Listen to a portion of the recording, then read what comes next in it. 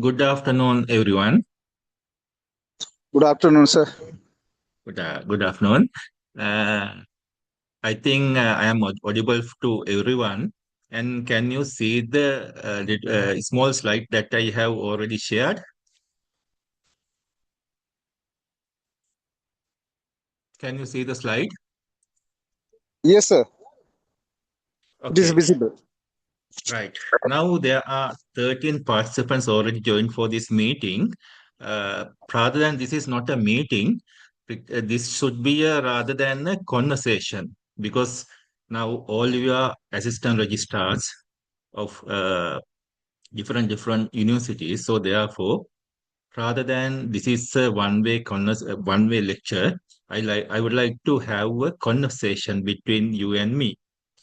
So first of all, uh, we'll talk with you first of all, and I think you all have assumed duties in the capacity of assistant registrars right now, no? So can one by one please tell me which university you have tell your name first and the university that you have assumed duties and the division or the faculty that you are currently assigned to. Can one by one introduce their self?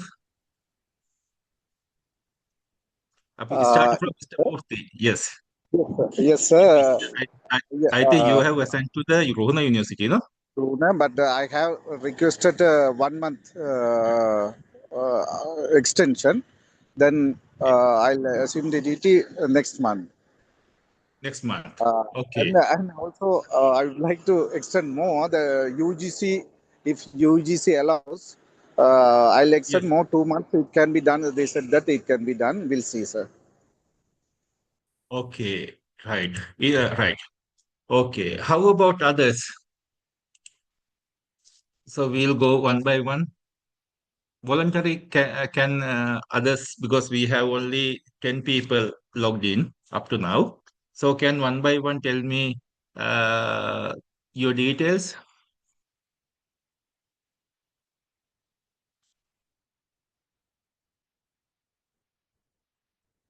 Don't. Yeah. So I'm Sukriti Bandara, Yes. assigned to the Research and Development Branch at Which University of Visual and which Performing university? Arts. Yeah. Which university? University of Visual and Performing Arts. Visual and Performing Arts. Okay. Uh, others. So I'm Marsha. I'm attached to the Humanities and Social Sciences faculty at Open University, Sri Lanka. Malsha. We have met, no? Yes, on the Fridays. Okay. On Friday we met. Yes, Malsha. Yeah. Others? So I'm Ishadi. I'm appointed Yes. to Sabaragama University of Sri Lanka. I have got the extension for 1 month. So I'm still working in the private sector. Private sector. Fair. Okay. So this lecture would be important for you because the thing is most of the newly recruited assistant registrars are assigned to the faculties.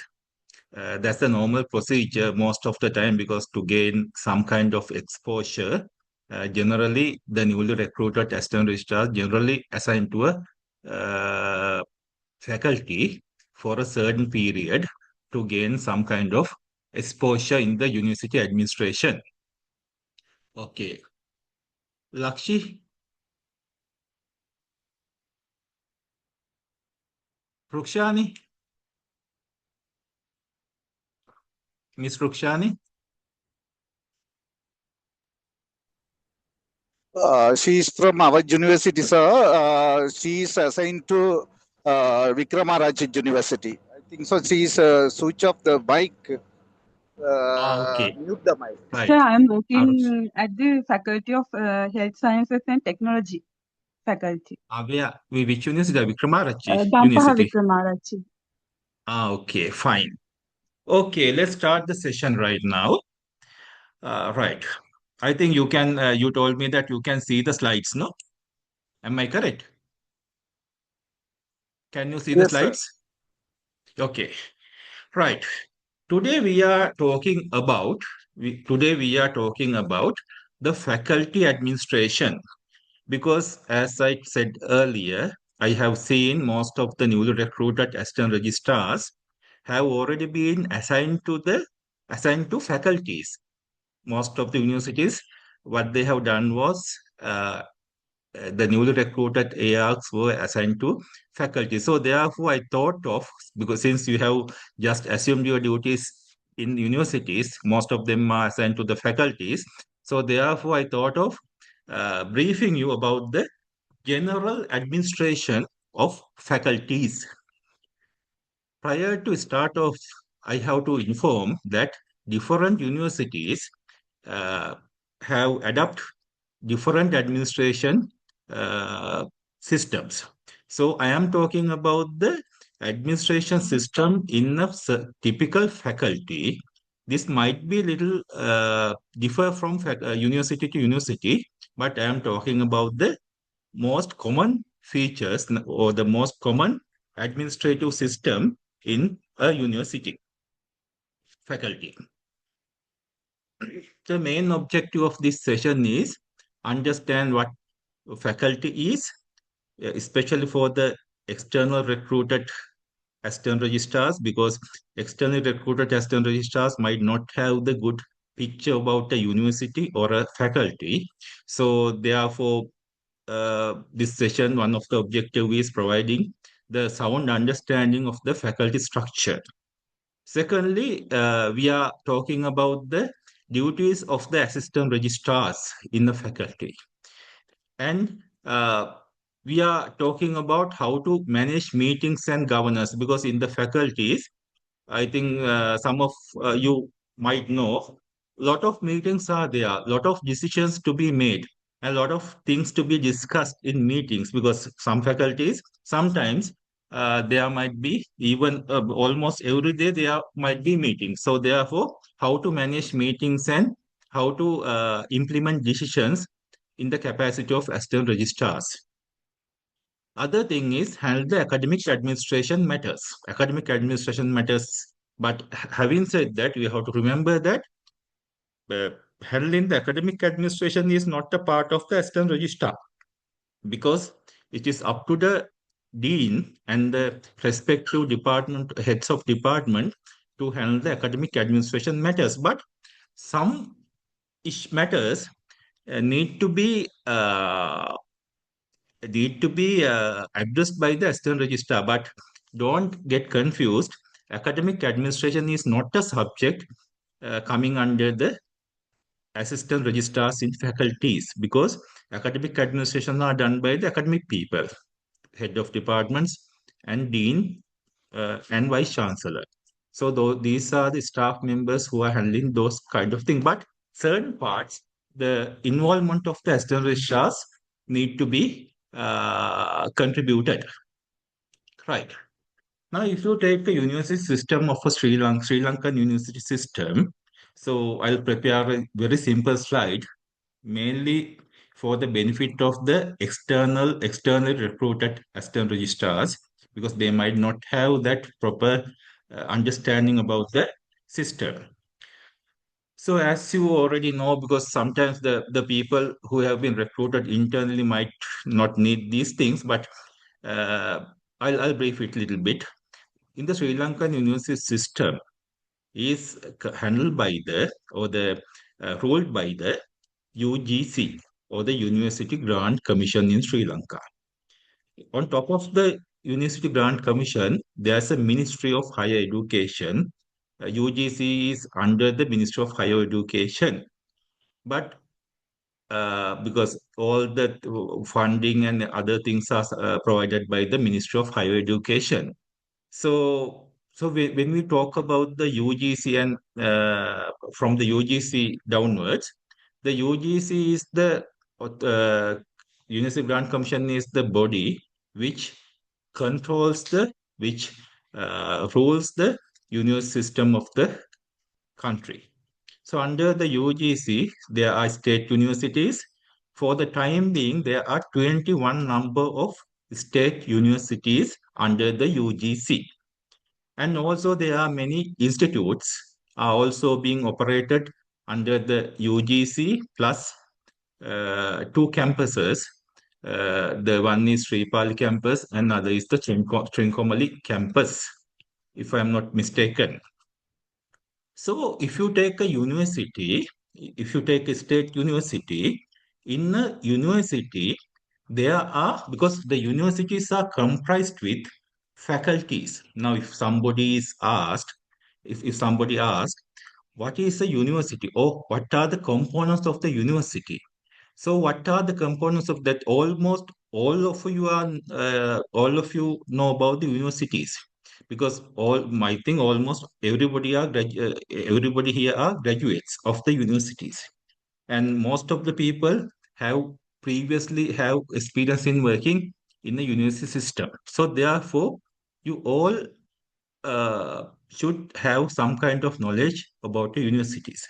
So, if you take a university comprised with faculties and administrative divisions.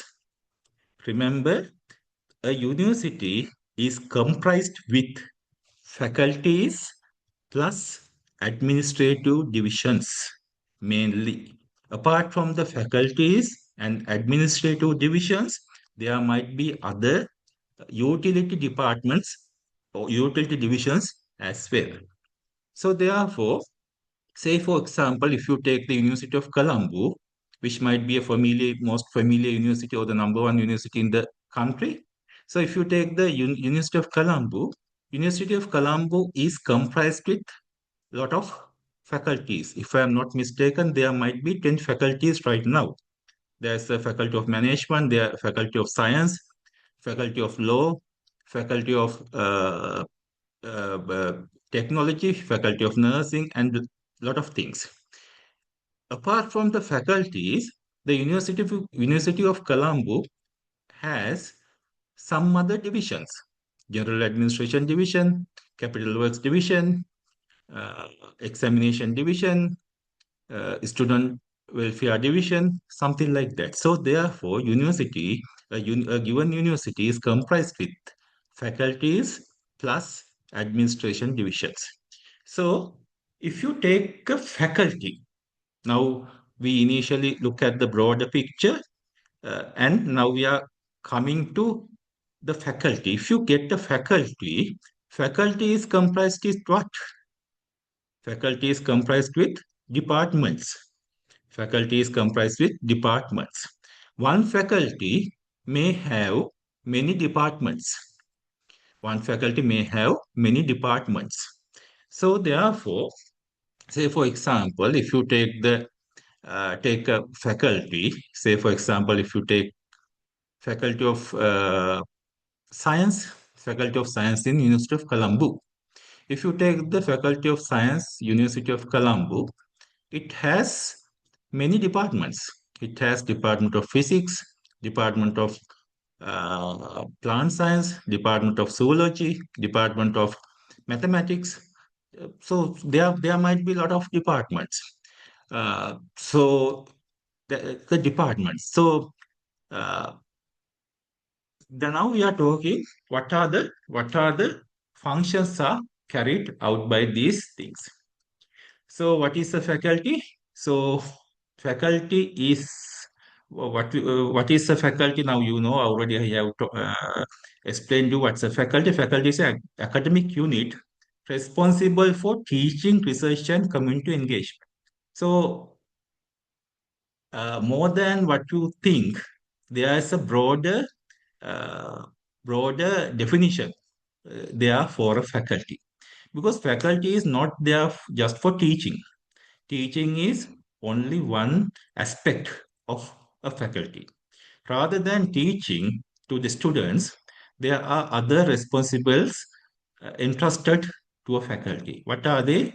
So, the main duty of a faculty is teaching. Other than teaching, they have to engage with research and community engagement. So, can anyone say what the meaning? You know what is teaching, what is research, you know. Can anyone say what does it mean as community engagement? What is that? I like you talking with me.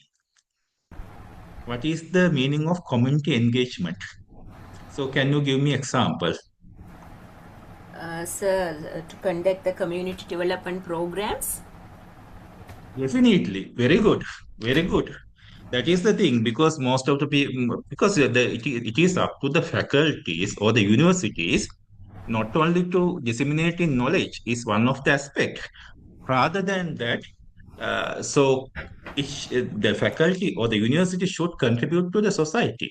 So, say for example, as example, I can say if there's a medical faculty or the faculty of medicine, so they might conduct a social programs, awareness program for the society. And if there's a dengue, if now we all know that dengue is breeding very rapidly. So under these circumstances, in a certain university, a faculty of medicine can educate the people how to avoid dengue. So those kind of social community engagement activities are up to the faculties and the university because it is one of their duties.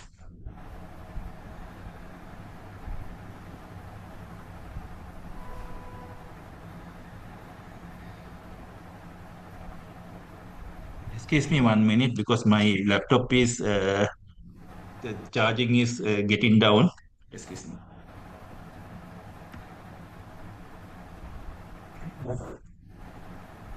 Right. Now we'll come to the faculty structure. Now, the head of a faculty, there's one called dean. Dean is the head of the faculty.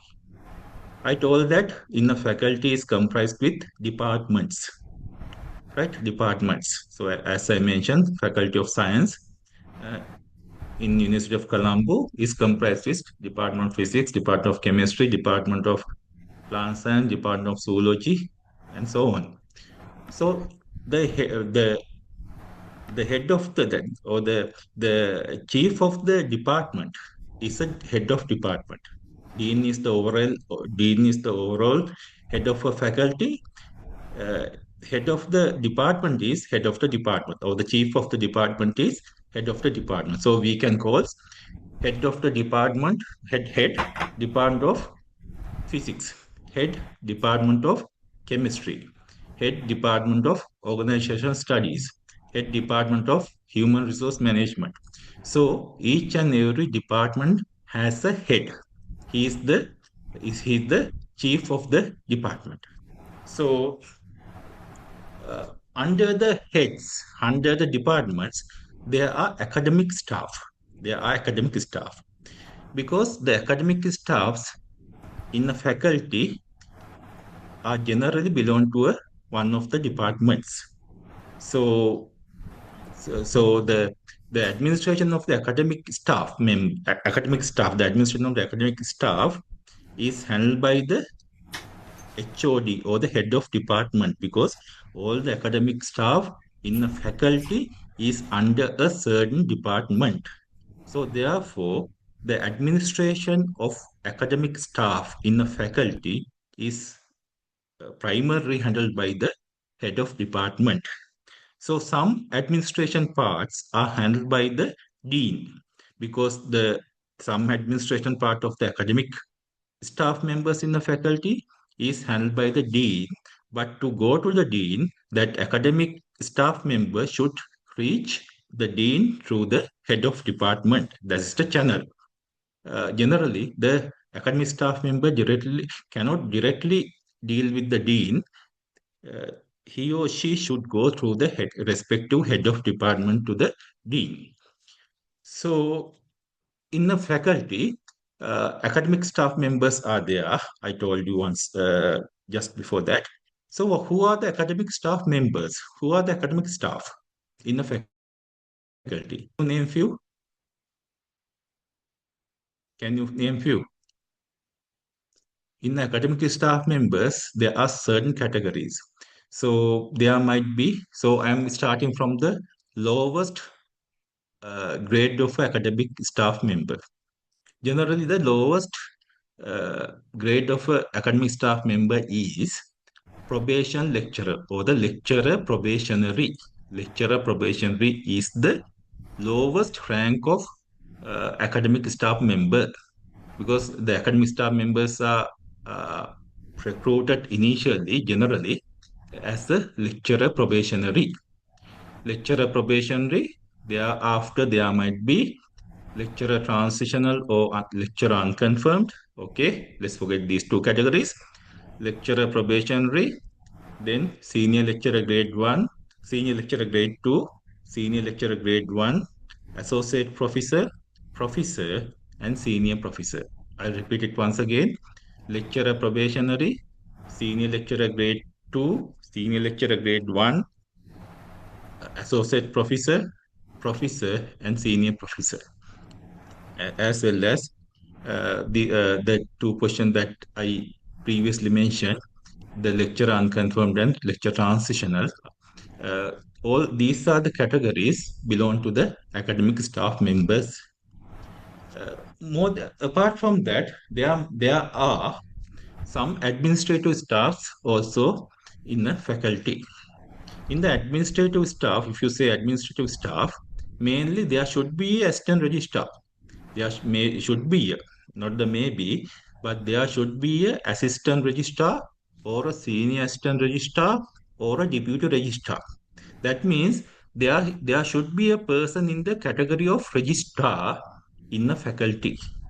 That person might be assistant registrar, that person might be a senior assistant registrar or a deputy registrar, should be there in the faculty. At least one of them should be there, at least one. In certain faculties, there in a certain faculties, if the student population is high and if the operations are high, there might be more than one registrar or one staff member in the registrar category might be assigned to a such faculty. Apart from that, some faculties, apart from a registrar site, apart from assistant registrar or a senior assistant registrar or deputy registrar, there might be a bursa category, a person from a bursa category as well. There might be assistant bursa or the senior assistant bursa or deputy bursa in the faculty. If the mainly if the faculty engaged with financial transactions and procurement or something like that, so there might be a bursa category person also.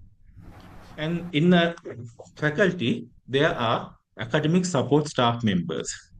Do you know who are the academic support members?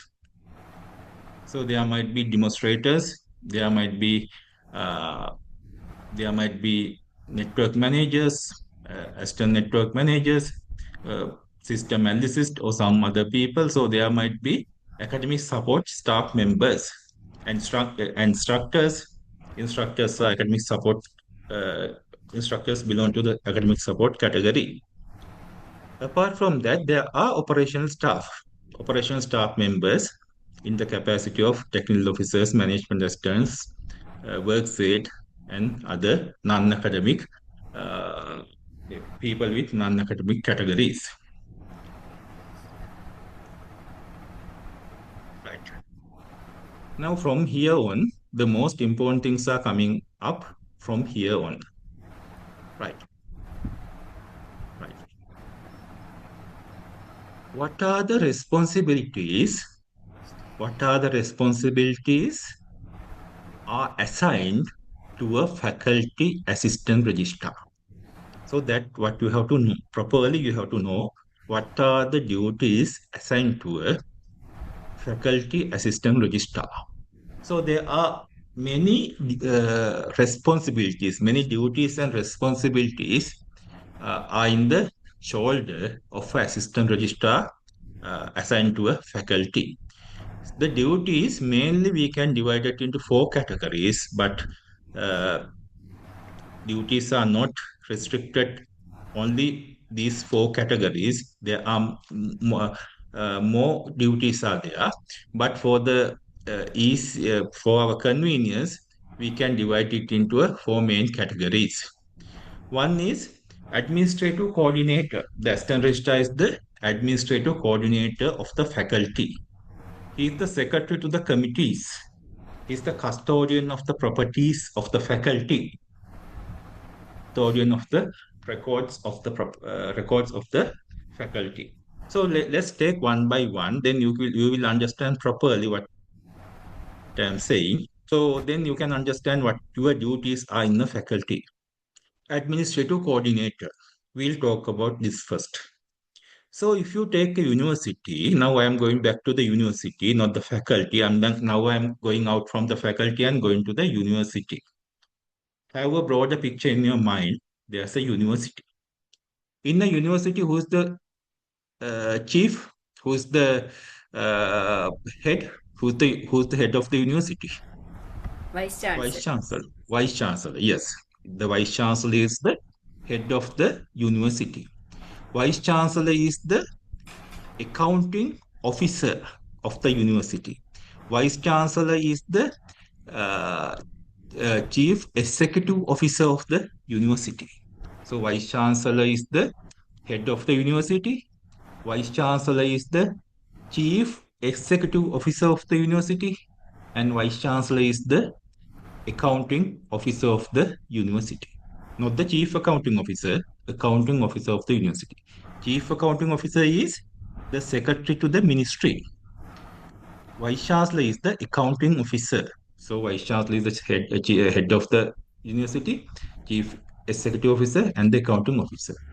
So let's come back to the registrar now. Now vice chancellor is there. Now we talked about the vice chancellor. Now come back to the registrar. Registrar, what are the main role of the registrar in the university? The main role of the registrar in the university is registrar is the assistant accounting officer of the university. Vice chancellor is the accounting officer of the university. Registrar is the assistant accounting officer of the university, not the bursar. Registrar is the assistant accounting officer of the university. Bursar is under the registrar. Bursar is there under the control and the supervision of the registrar. So therefore, assistant accounting officer is registrar. And registrar is the custodian of properties of the university. Registrar is the custodian of records of the university.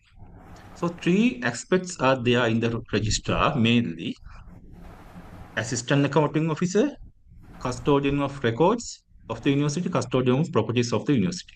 So as you are the assistant registrar in a faculty, the power of the registrar is delegated to you to exercise the operation in the faculty, right? You as the assistant registrar of the faculty, you have been delegated the powers of the registrar, which have been which I have explained you a little while ago. So you are going to exercise the duties of the or the powers of the registrar in the faculty.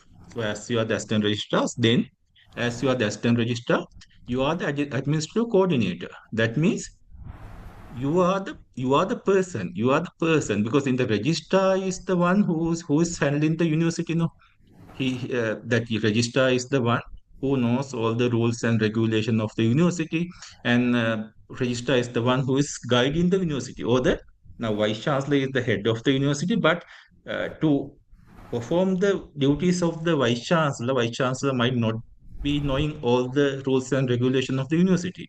So therefore, it is up to registrar to educate the vice chancellor about the rules and regulations of the administrative process, and uh, registrar support the vice chancellor to perform his duties by showing the rules and regulation, and this is the way we have to perform. So if you want to achieve this one, this is the process, this is the way we have to go, these are the rules, so we should not violate these rules, and so on things. Registrar guide the vice chancellor. It doesn't mean that vice chancellor is under the registrar. No, vice chancellor is the uh, chief of the university, but the registrar, it is up to registrar to assist the vice chancellor to discharge his duties properly. So, as the assistant registrar of the faculty, in your faculty, uh, dean is the head. Dean is the head of the faculty, and you are the assistant registrar of the faculty. So, similarly, like the university, vice chancellor and registrar, there are two people, and in the faculty, the narrow down structure, there's a dean and assistant registrar. So same role you have to play there. So, vice chancellor's role is played by dean. Registrar's role has to be played by you as the assistant registrar, but not exactly. But for the convenience of understanding the concept, you can think in that way. So dean is the head of the faculty. So what you have to do is, as the assistant registrar and the representative of the registrar in the faculty, you are the representative of the registrar. You are entrusted with powers by the registrar. So what you have to do is, you have to guide the dean, or you have to assist the dean to discharge the administration functions of the faculty. So you have to show this is the rule, this is the law, this is what it is mentioned in the Universities Act. So therefore, we have to do something like that. We cannot breach these provisions. These are the provisions in the establishment code. These are the provisions in the procurement guideline. These are the rules in the financial regulations, and these are the provisions in the ordinance, if there are any. These are the provisions in the bylaw. So something like that, we have to explain the dean uh, to perform his duties. And also, you are the secretary of committees. You are the secretary of the internal committees of the faculty. The main uh, committee of the faculty is faculty board. We are coming to that later on. And you are the custodian of properties. So as you are the assistant registrar of the faculty, so we know that registrar is the custodian of the entire properties of the university. So that power is delegated to you. So as you are the assistant registrar of the faculty, registrar's power is coming to you, and you are the custodian of the properties in the faculty, and you are the custodian of the records of the university. So therefore, uh, these powers and these responsibilities are automatically coming to your shoulder, right? uh, some other major responsibilities that you have to discharge as the faculty AR. So I mentioned, up to now I mentioned with details about the faculty administration. I think you might understand it. And you are supposed to handle some matters in the students. You have to engage with some student matters as well as the assistant registrar. But having said that, you have to remember that student matters are mainly a subject relating to the academic staff, but not the assistant registrars. So, having said that, some matters you have to deal. Some student matters you have to deal. Say, as example, so we'll discuss in later. Some matters relating to the student attendance, student Mahapala bursary matters, some matters. So some grievances of the students, something like that. You might need to address these things before they are being aggregated, and before they are becoming a serious problems. You have to deal with, and you have to professionally deal with and solve these matters. And examination matters, because these things are different from university to university, but generally some examinations, for the examinations, for the there might be midterm examinations. In the universities like open university, there are cat examinations.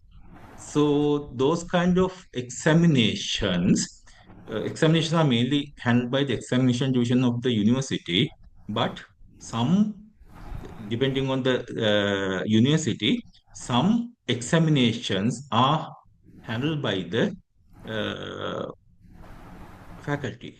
There might be some examination, might be depending on the university. There might be some examination need to be handled by the faculty. Handling means not the entire paper printing and other things.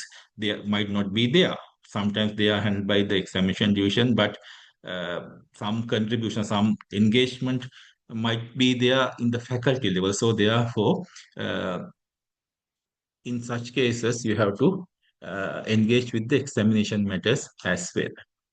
As so, so coming to the examination matters. So even you have not handled the entire examination of of the faculty, definitely you have to deal with some things. That means you have to you are the person who is you are the person who is calculating the attendance of the students, because you know that in a typical university lectures are held, and after the lecture, academic staff members or the lecturers come into the faculty and hand over the student attendance sheets. So this is happening now. So after lecture session is over, the particular lecturer might be coming to the dean's office and handed over the student attendance sheet or the student science sheet. So subject clerk uh, concerned who is responsible for student attendance will mark the attendance, and at the end of every month these records are used for the payment of Mahapal and bursary scholarships, as well as at the end of the semester these records are used to determine whether students whether the students have uh, adequate number of attenders, that means 80% of attendance, uh, because it is required to be eligible for the appearing for the examinations. So those kind of things, those kind of engagements you have to do. In the procurement, sometimes some faculties, especially if there's an assistant bursar or the senior assistant bursar is there in the university, in the faculty, so assistant registrar might be engaging with the some kind of minor procurements. Having said that, this is only when the university uh, allowed you to or the faculty to do procurement. So if the procurement is coming under a subject of the faculty, then you have to definitely engage with. And finance side, actually, if the bursa is there, bursa handle, but you are the because you know that university bursa is under the registrar. So similarly, in the faculty, if there's assistant bursa is under the assistant registrar, under the guidance of assistant registrar. So therefore, you have to uh, come in that one. Now, as you are the assistant registrar, what are the competencies you should have? You should have the leadership skills, communication skills, drafting skills, and problem solving skills. Because leadership skills, obvious, no. Now you are a manager. As you are assistant registrar, that means you are a manager, right? You are a manager. You are a executive. You are in the executive post. This is not a small thing. This is a big thing. Being a assistant registrar is a huge achievement. So therefore, you are a HRM manager. You are a manager. So, as you are a manager or as you are assistant registrar, you should have the leadership skill. Leadership skills are required by each and every person in different capacities. So, definitely, as you are the assistant registrar, you should have the leadership skills. So, what is the difference between leader and captain? Leader and a captain. What's the difference between leader and the captain? Or leader, captain, or head? So what is the difference between leader and captain or head or chief or whatever thing? Can anyone tell me? A leader knows how to grow their subordinates and go along with them, no?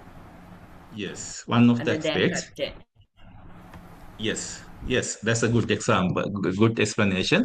So, is there some other person there to tell something else? Yes, that's totally correct. That's totally correct. So, if there's anybody who can add something more,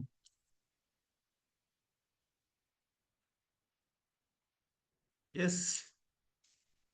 Please talk because you are now assistant registrars. Assistant registrars need to talk frequently, no, in the meetings, and sometimes vice chancellor might ask you to do a presentation or something like. Then you have to open your mouth and you have to talk because in these sessions one of the objective is uh, to improve your communication skills and your because you can't be now like previously you cannot be aside because you have to come forward and you have to talk. Yes, someone else.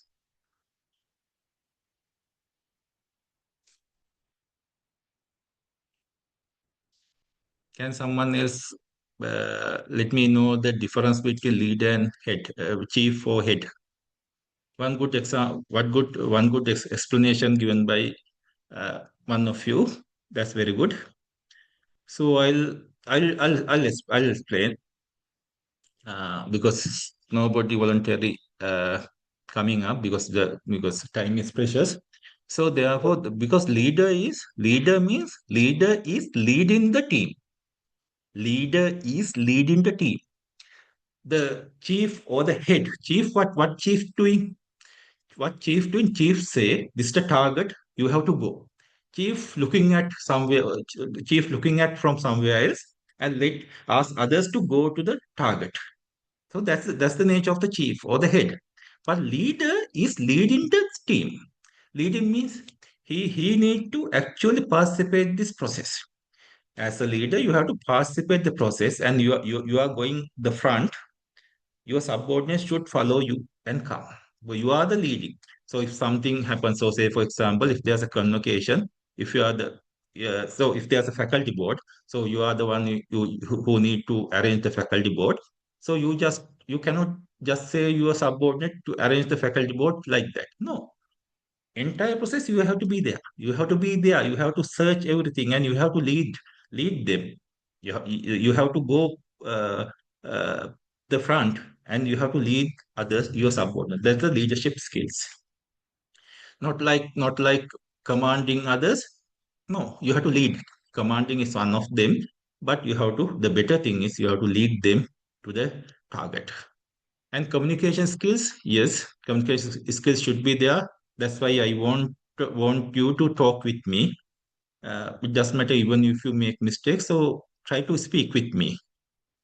Then drafting skills. Drafting skills means you should be able to draft letters because a lot of official letters are there. No, you should be able to draft official letters, minutes of the meetings, you have to draft reports, you have to draft faculty board memos, you have to draft Senate memos, you have to draft council memos, finance committee memos, and drafting memos or the drafting letters are one of the essential skills that you need to inculcate as assistant registrar. And the problem solving skill, that means you should be a good problem solver, you should be a good analyzer.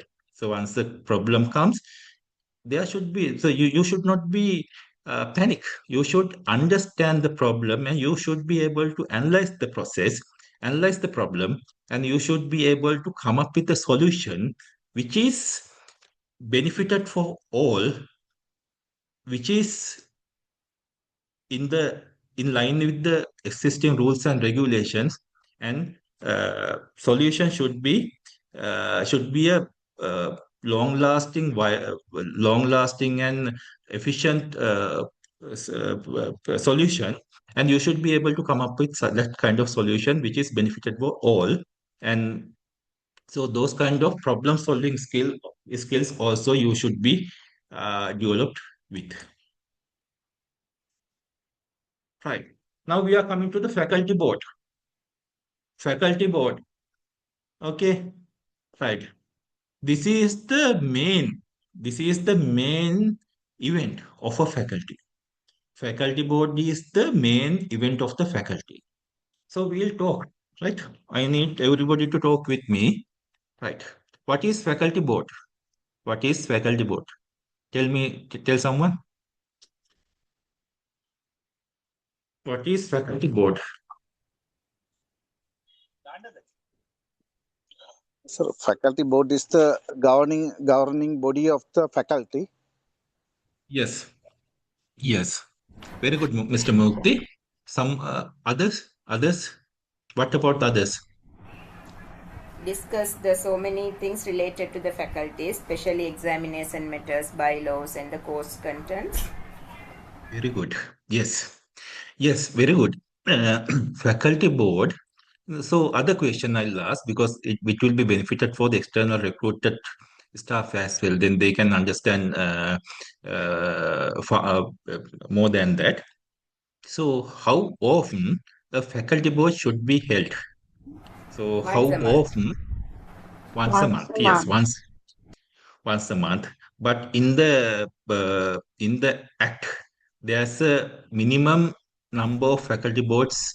It has mentioned the minimum number of faculty boards should be having in a given calendar year. What is the minimum number of faculty boards can be held 10. in a year? 10 10. numbers. So 10 numbers, definitely. That's correct. So please understand, especially the recruited external registrars. Faculty board is the main decision-making body of the faculty. Faculty board is the main decision making meeting of the faculty. According to the University Act, there should be it is compulsory to have at least 10 number of faculty board meeting per year. 10, at least there should be 10 number of minimum, at least there should be 10 number of faculty board meetings should be held per year. But generally most of the faculties, they are having one faculty board per month. Every month there is a faculty board. So therefore, for a 1 year, there are 12 faculty board meetings. So if it is required, if it is required, or if dean feels like there should be another faculty board in between two regular faculty board meetings, the special faculty board meetings could be convened, could be called. So if your dean asks, now there's a faculty board in this month, so next faculty board meeting is in the next month. So in between, if your dean asks you to convene a meeting, so you cannot say we are having just one meeting for a 1 month. No, there might be many special meetings in between the regular meetings. So therefore, if the dean, it is up to the dean to decide whether there's a special faculty board meeting to be held in between regular meetings. Right. Now we'll talk about the composition of the faculty board meeting. What is the composition of the faculty board meeting? Now, I think the internally recruited staff members, they know about that because in the University Act, it has mentioned the composition of a faculty board clearly. So, for the benefit of the external recruits, I'll explain. Uh, so according to the University Act, uh, the composition is something like that. Composition is uh, in the faculty board meeting. So composition is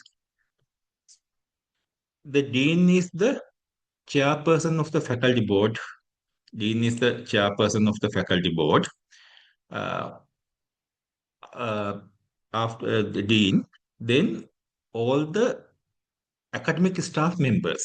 All the academic staff members means who are the academic staff members. So all the senior professors of the faculty, all the professors of the faculty, all the senior lecturers of the faculty, all the lecturers of the faculty are the members of the faculty board according to the act. Uh, f- uh, some of the amendments were taken place very recently by a circular, but these are the members. Dean is the head of the chairperson of the faculty board. Senior professors, Senior lecturers, associate professors, and lecturers of the faculty are the members of the faculty board meeting. Apart from that, there are other categories. No, the probation lecturers. You might ask me whether the probation lecturers are the members of the faculty board meeting. According to the act, uh, from among the probation lecturers, two people are nominated for the faculty board. Right? I don't know under the new amendment, the probation lecturers are included or not. I am not too sure, but subject to that correction, uh, all the probationary lecturers are not the members of the faculty board. Among the probation lecturers, only two are nominated for the faculty board. Say, for example, there are 10 probation lecturers in the faculty. All 10 are not the members of the faculty board. Out of 10, two are nominated to the faculty board. Then these two nominated members are considered as the members of the faculty board. Apart from that, three other members, three other uh, uh, reputed persons in the field of academia, management, law, administration, or some other category can be nominated for the faculty board. So these reputed persons should not be the employees of the university, right? Not be the say, for example, if the faculty board of the faculty of management staff, say, for example, this is the faculty board of faculty of science in University of Colombo. So the dean is the chairperson of the faculty board. As I mentioned earlier, all the permanent senior professors, associate professors, uh, senior lecturers are members, all the permanent people. Then two members nominated from among the probationary lecturers, right? Three other reputed personnels nominated from the outside of the university. So these three members should not be the employees of that particular university. So if I am talking about the Faculty of Science in University of Colombo, these three members should not be the staff members of the University of Colombo. They might be from University of Sri Jagadhanpura. They might be from University of Peradeniya, but they should not be the staff members of that particular university, right? Three other members. So apart from that, uh, two student representatives, from the faculty board, two student representative from the faculty student union to the faculty board. These are the members of the faculty board, right? These are the members of the faculty board. So I would like to hear. I would like to hear from my externally recruited assistant registrar. Uh, can you please tell me the composition of the faculty board? So can anyone came from the external category and explain me the composition of the faculty board?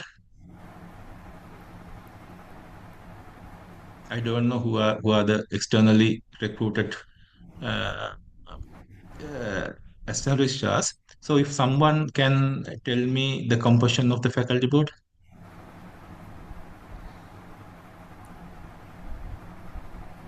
Okay. Right. Because I like to see you speaking. Right. This is a composition of the faculty board. So faculty board. So explaining further, what is the faculty board? I mentioned you that faculty board is the main meeting in the faculty. So I mentioned the composition. So, what are the things discussed in the faculty board? Mainly the academic matters relating to the faculty. In the faculty board, there might be, because in the faculty board, academic related matters relating to the faculty is discussed. Mainly, I'll explain you some of them. So if there's examinations, if there's a midterm examinations or the final examinations might be there. So in the faculty board, it is up to the faculty board to appoint or the recommend the examiners of the examinations. It might be a midterm examination or the end term examinations. So it is up to the faculty board to nominate the examiners.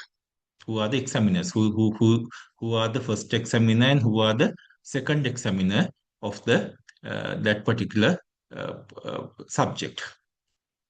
And it is up to the faculty board to decide supervisor, who are the supervisors of the examination. And it is up to the faculty board to initially decide the revisions of the curriculum. If there's a revisions need to be done in the curriculum, say for example, curriculum means it is something like the syllabus. If you take syllabus, so in the syllabus, in the syllabus for in a particular course, if there's a if they need to do some amendment to a course, initially what has happened is it should be recommended by the faculty board. In the faculty board, such amendments or the curriculum revisions are recommended in the initially. It is up to the faculty board to suggest with the that sort of curriculum revisions. So lot of other things they can decide on. So if a certain department is not having enough academic cadre, so initially it can be tabled in the faculty board and take a decision. So in the student teacher ratio, and with regard to the student teacher ratio, if a certain department is lacking of academic staff members, that can be decided, that can be talked, and that can be recommended to the Senate by the faculty board. So, and also the intake of external programs. If there's a intake for external programs, so say for example, in the Faculty of Management Studies, there might be a program called MBA. MBA. Generally, the intake of a MBA is assume that 50 people, 50 people per intake. So if the MBA coordinator and other people thinks that they have the capacity of enrolling more than 50 people, say for example 75 people, so that decision has to be taken in the faculty board and reported to the Senate for the approval. So these kind of academic related matters relating to the faculty are discussed and taking a decisions in the faculty board.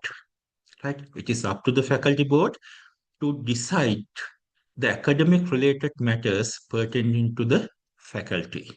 Right? That's the main thing of the faculty board. This is the scope of the faculty board. So, as examples, I mentioned a lot: examination related matters, appointment of examiners, invigilators, supervisors, and if there's a revision of the curriculum or the syllabus, if they want to amend the bylaws, you know that each and every program should have a bylaw and the regulations. Bylaws and regulations should there for each and every program. Say for example, uh, in the University of Colombo, in the Faculty of Science, there is a BSc program, Bachelor of Science Honors in Physical Sciences, Physics. Bachelor of Science Honors in Physics. So if you want to do some kind of amendment, or if you want to come some kind of revision to the syllabus of the physics course, So initially, it should be recommended by the faculty board. So if they need to have if to need to revise the bylaws, bylaws means you know what it is. How to say, for example, how to give the grades, how to give the grades for the students, or how to determine the first class of the students, something like that. What is the GPA values? So many other things, and regulation also little similar to that. So if you want to do some kind of amendments of these things, these are the academic matters, no, though. So it should initially be discussed and recommended by the faculty board. So those are the things. Those are some of the things uh, which are discussed in the faculty board level, right? Those are small things discussed in the faculty board level. So as you are the assistant registrar, so faculty board meeting is the main meeting that you have to handle. That's why I am emphasis on more to the faculty board, because this is the main thing. This is the main thing because this is like a heart of the faculty. Faculty board is the heart of the faculty, something like that. Because it is up to you to convene the faculty board meeting, and you have to look after all the uh, background support to conduct the faculty board meeting. Right. So how can we schedule the faculty board meeting? Right. In almost all the universities have a predetermined date for a faculty board meeting. Some of the universities they might say every Tuesday from last Tuesday of every month from morning 9 onwards, there's a faculty board. Last Tuesday of each month from 9 to 9 onwards, faculty board. Right, it's fair. Some faculties they might mention in January 15th to February 17th, March, this one. Likewise, for the entire year, they have like something like a timetable. So this is a uh, predetermined one. So likewise, as you are the assistant registrar, first of all, you have to see whether the faculty board dates are fixed or predetermined. So if they are not predetermined, but most of 99% of the universities they are predetermined. So there might be some universities, some faculties, the faculty board meetings might not be predetermined. So therefore, best thing is you have to fix a predetermined date for the faculty board throughout the year. So you have to discuss with the dean and HOD some might be, and fix a predetermined date to have the faculty board, because that's the good practice. So in the arrangement of faculty board, what we have to do is before the faculty board meeting, during the meeting, after the meeting. So you have a lot of work to be done before the meeting, right? I'll talk before the meeting. So it is up to you, as you are the assistant registrar, it is up to you to prepare the faculty board minute.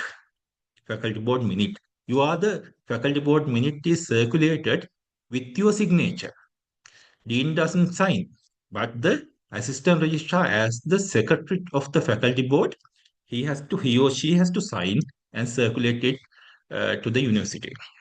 So therefore, it's a big responsibility. So you have to make sure that the faculty board minute is correct. It is up to you. So if there are any mistake, then you have to responsible for that. So before the meeting, what you have to do is, say, for example, today is 21st of June.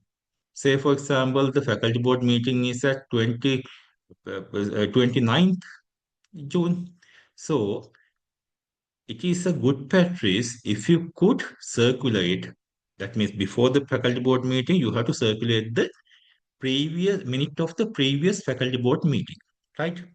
Now, if the faculty board, if this time faculty board is, I think 120th meeting of the faculty board is in next week. 120th meeting of faculty board is in the next week, right?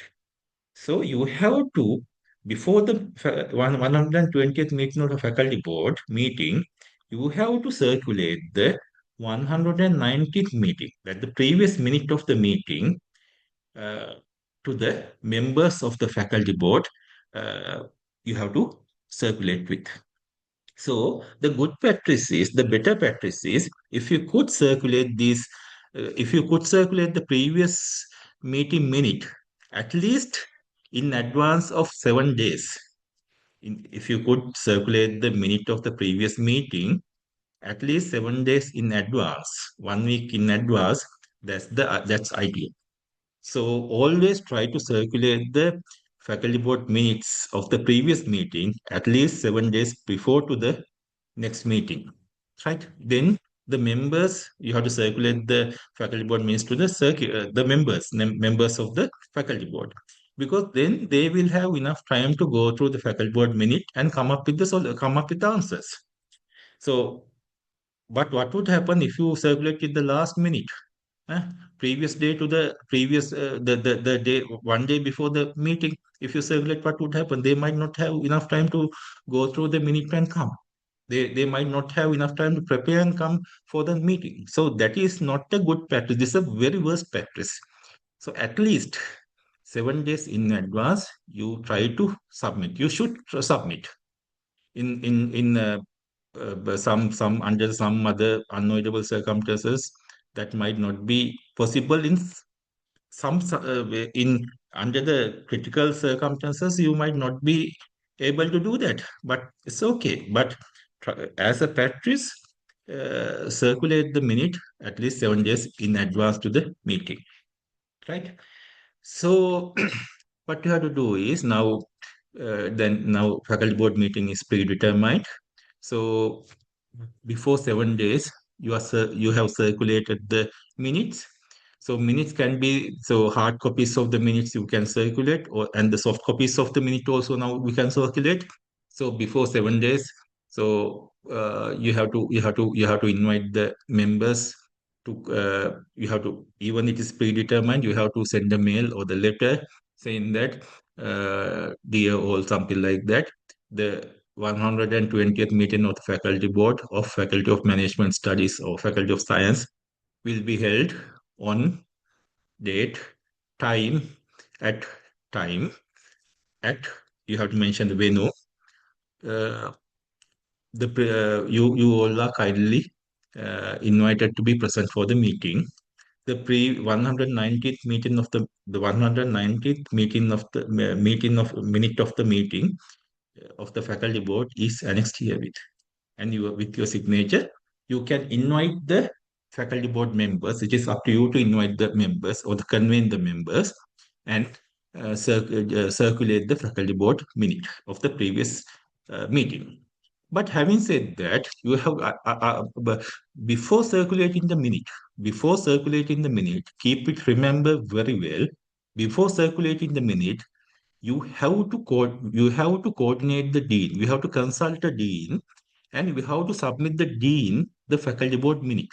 Before circulating the minute, you have to show it to the dean, because dean is the chair of the faculty board, no? So never circulate the minute, never circulate the minute of the previous minute without showing it to the dean, because sometimes dean might do some adjustments, because if there's a lot of things are discussed in the faculty board meeting, so important things you have to record in the faculty board minute. But sometimes some details, some discussions might not be relevant to the uh, relevant. So therefore, dean or some details might not be good enough to some details might not uh, should not be recorded. Some insultation and some things might be going on in the faculty board. So those kind of things should not be recorded in the faculty board minutes. So therefore, always uh, submit the uh, faculty board minute to the dean prior it is being circulated to the members. That's very important.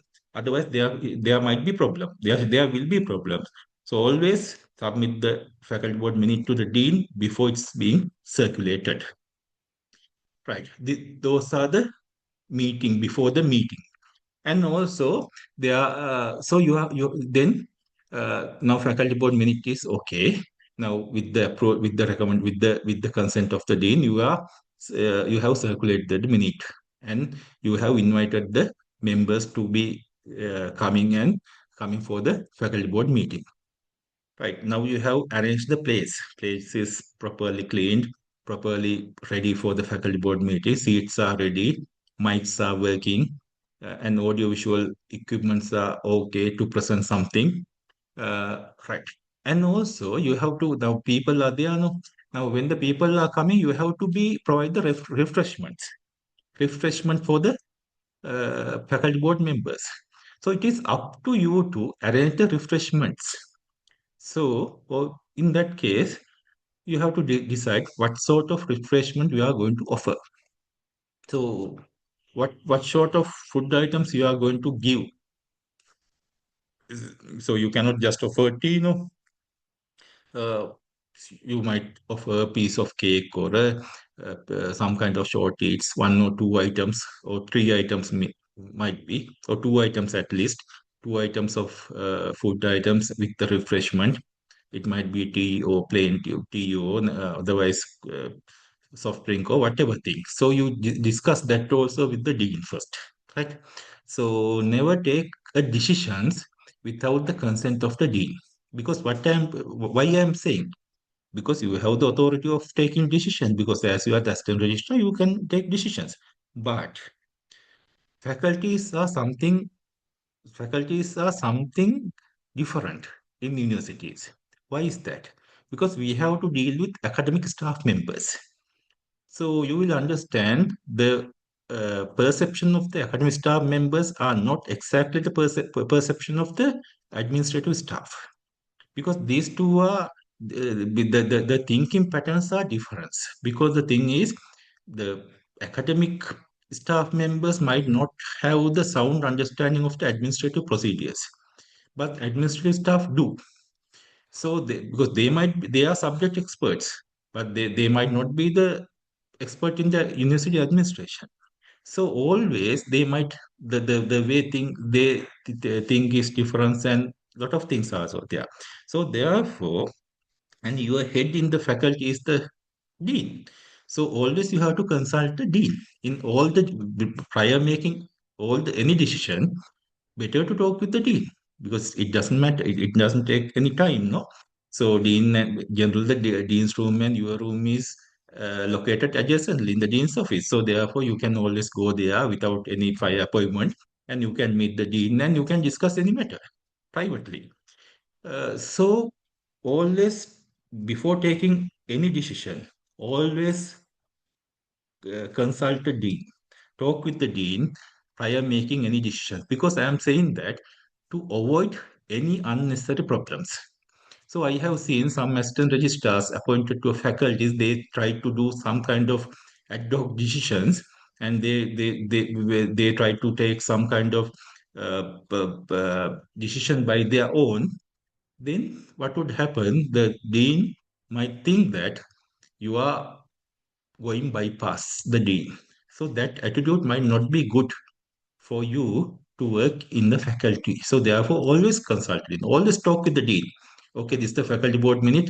Go through and suggest if there are any corrections. Yeah, if he point out some correction, you make it.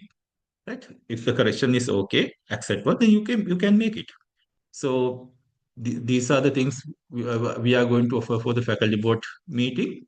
So these are the refreshment we are going to offer the faculty board meeting. You talk with the dean. If the dean says okay, you give it. Otherwise, what would happen if you offer something else? Then faculty board members and other things might come up with different ideas.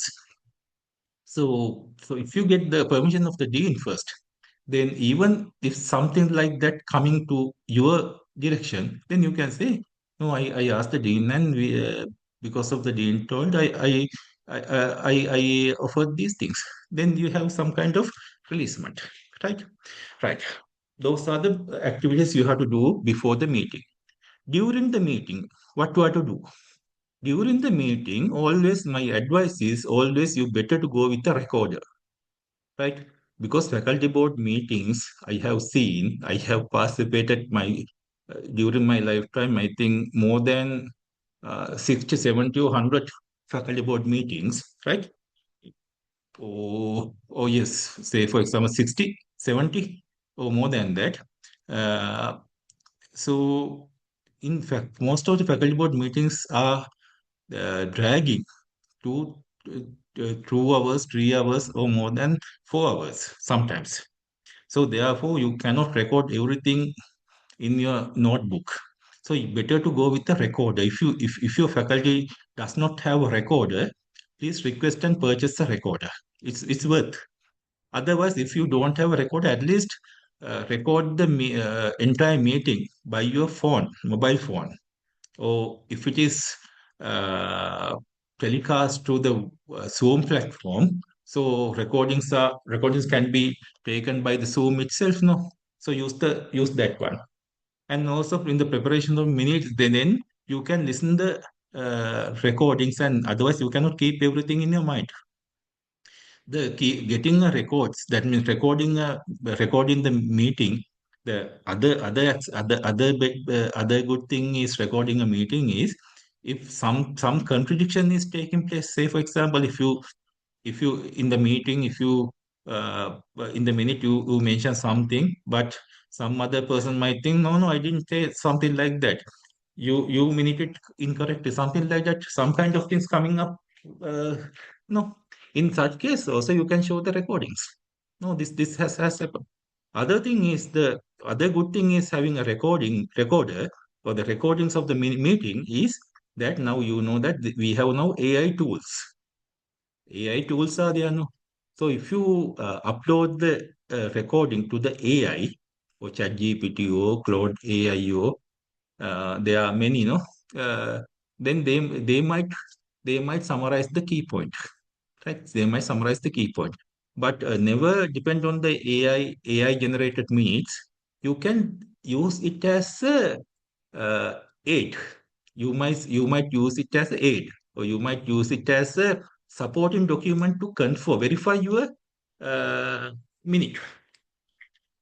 So therefore, keep a recorder with you, and in the faculty board meeting, and you should have a recorder, or at least your mobile phone to record the meeting, and you should have a notebook. Every key point they are in the faculty board they are mentioning, you have to record it. You have to note it down in your notebook, in addition to the recorder. And your subject clerk also going there, or your stenographer is also accompanied with you, and he or she also taking the notes. So in addition that, you should get notes by your own, especially the important points, right? And during the meeting, in the faculty board meeting, because assistant registrar is not a member of the faculty board meeting. Remember, assistant registrar is not a member of the faculty board meeting. He or she is, the assistant registrar is the convener of the faculty board meeting, and assistant registrar is the secretary to the faculty board meeting, but not the member.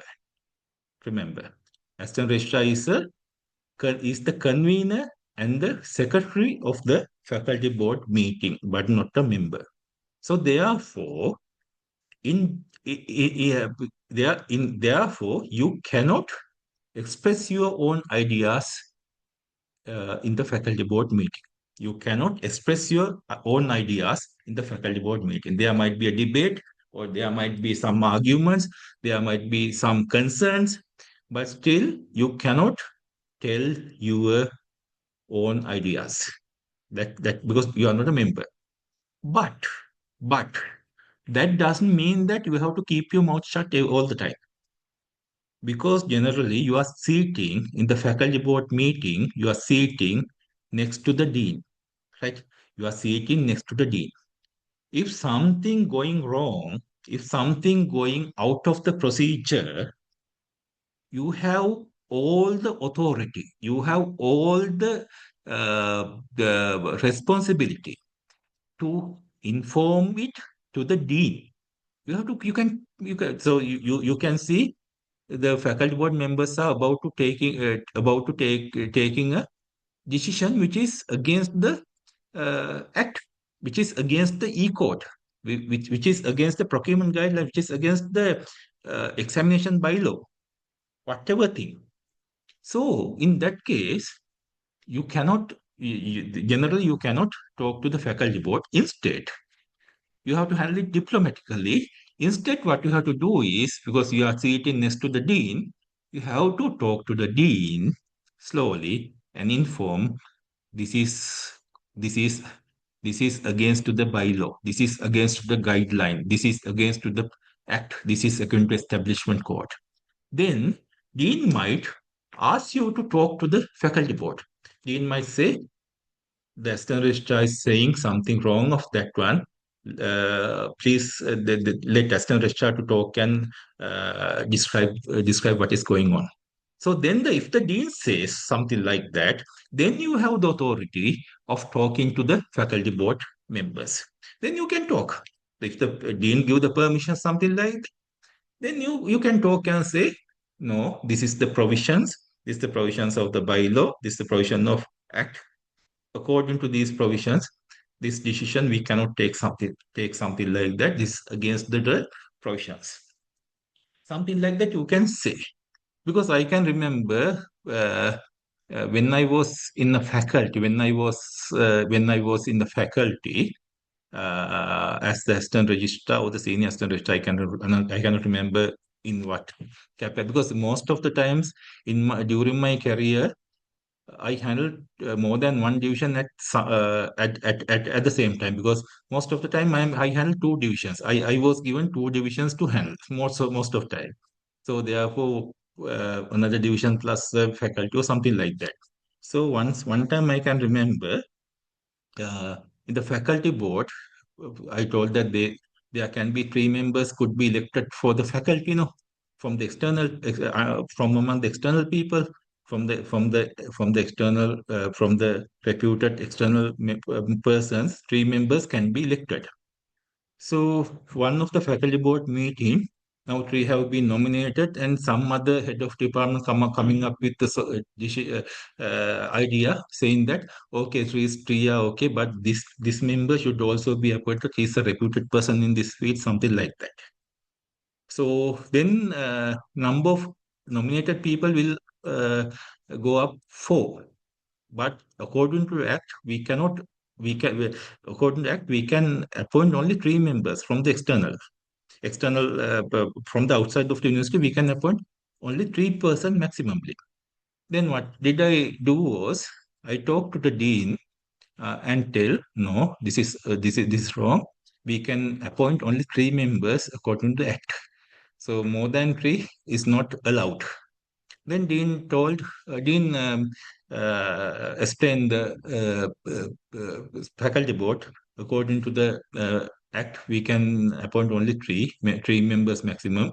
So four it's not allowed. So something like that happens. So something like that we can say, and we have to say, if something again, if there's a decision, if they are going to take a decision against to the existing rules, we have to inform. It is up to our duty. It is our duty, right?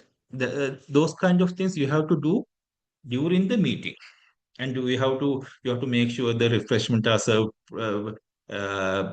on time, whether the faculty board minutes were circulated properly, and those kind of, whether the equipments are or the mics are working properly. Those kind of things you have to do after the meeting.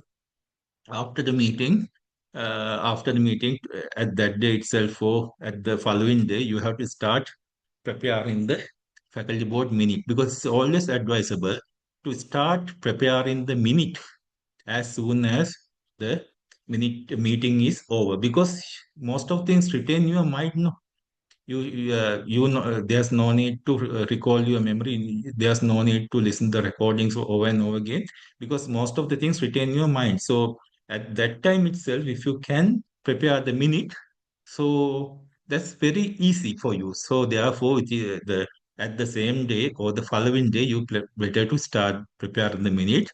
It might take 4 or 5 hours to make a minute sometimes.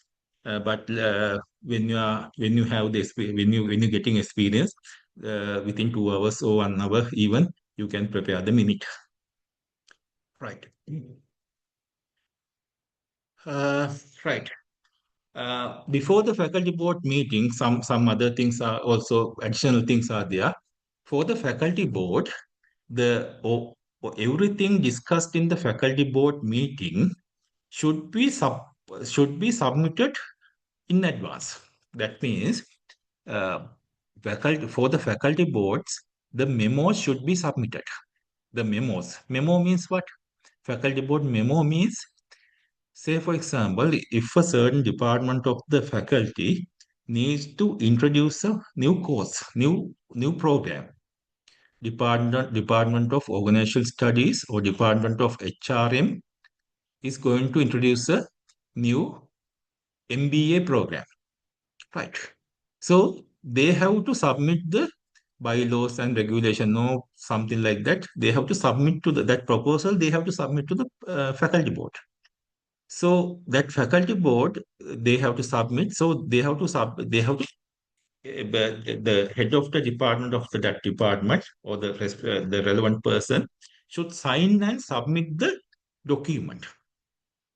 So that process is going on. That submitting of the memos to the faculty board uh, is going on. So therefore, all the memos, that means they have to submit to you as the secretary of the faculty board. You are receiving the memos from everywhere.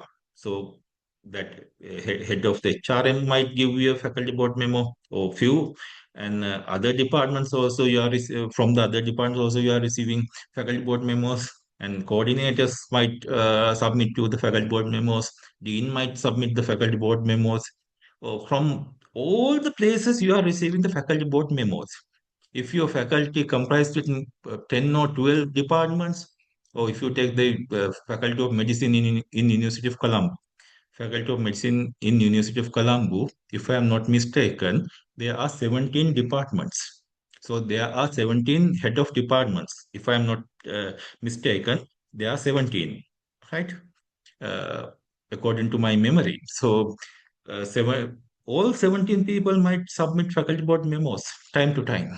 So you have to collect everything and you have to keep a file. There should be a file. You keep a file and keep a file.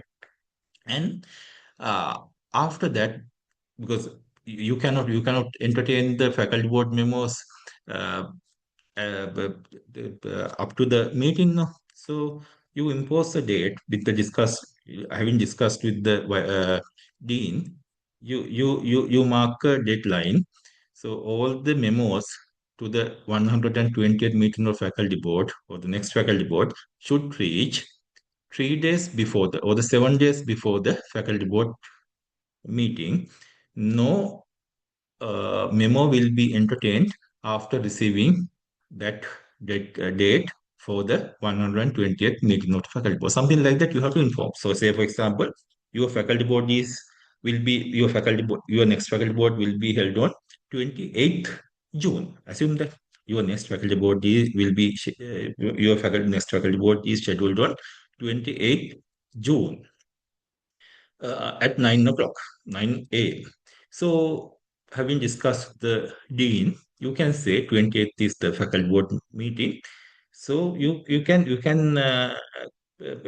inform the date uh, on or before 25th June 2026. If you have memos, submit these memos on or before 25th June 2026. The memos received after the deadline of the 25th will not be included to the 120th meeting of the faculty board to be scheduled in 28th. It will be forwarded to the next one. Something like that. So internally you can make a arrangement. So what I'm saying is, now after you receive all the memos which are to be tabled at the faculty board meeting, you collect everything, and that's what. If there's a deadline, something like that, then you have to go to the dean and show everything. These are the faculty board memos I received up to now. Then Dean will go through the minutes and tell, okay, submit to the faculty board. If there are any unnecessary memos, Dean might say, no, no, no, you should not submit to the, you should not table to the faculty board. This is not relevant. Oh, this is not, no need. So if Dean say something like that, you can have, you ask the Dean to minute it, and if the dean minute, no need to submit table to the faculty board, or if the dean return back to the relevant HOD, head of department, that's over.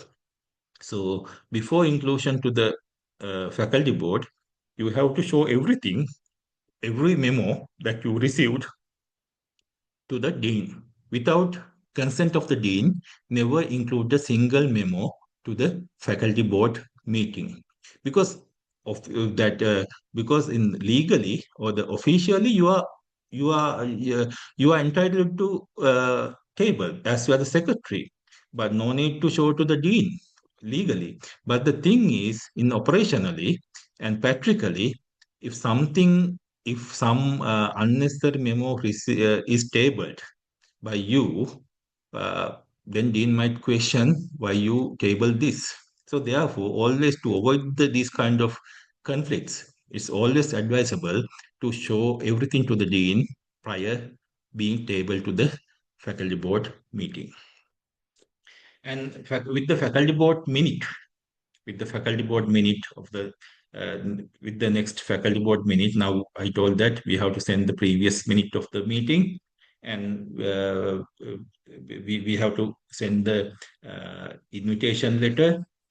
Along with, you have to send the agenda. So what are the agenda items to be discussed in the next faculty board? So with the agenda also, you have to submit. Generally, in the agenda comprised with the preliminaries. Preliminaries means the initial discussions. So Dean welcome the members and so on things. And if the new member comes, so Dean might introduce him or something like that. You have to add for the preliminaries. Then confirmation of the previous minute. So you have to, in the faculty board, the previous minute, now the minute, the previous minute, you need to submit. So that minute should be confirmed by the faculty board. Then only it becomes official and approved faculty board document. And thereafter, if there are any corrections, so corrections to be noted down. Then after that, matters arising from the minutes, and that means the previous minute. So when they are going to, there might be matters arised by that particular minute. So some other matters might arise from that minute. So those should to be noted down, and other lot of things are there. So all these things you have to do. So this is the thing. These are the things I discussed earlier. In the faculty board meetings, the attendance of the members need to be taken. You have to circulate the attendance sheet and get the attendance of the people. Right. Okay. Now, most of you are assigned to the faculties. So therefore, so I was talking uh, continuously about the faculty board meeting. So I would like to, if you have any question, please ask me, because this is very important. That's why I emphasize this. That's why I dedicate a lot of time for the faculty board meeting. So if you have any question, ask me. You ask me. මොකක් හරි ප්‍රශ්නයක් තියෙනවා නම් අහන්න. මොකද faculty board එක කියන්නේ faculty AR කෙනෙකුගේ තියෙන ප්‍රධානම දේ. එයාගේ තියෙන duties වලින් ප්‍රධානම දේ තමයි faculty board meeting එක. ඒකින්ද දැන් අලුතෙන් ආපු කට්ටිය හුඟක් අය assign කරලා තියෙන faculties වලටනේ.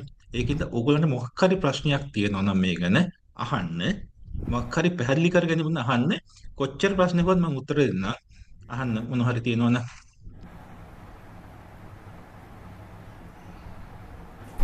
මේ දක්වා කරපු දේවල් වලින් මොකක් හරි ප්‍රශ්නයක් තියෙනවා නම් අහන්න. If you have any doubt from the things that you have discussed so far, please ask me.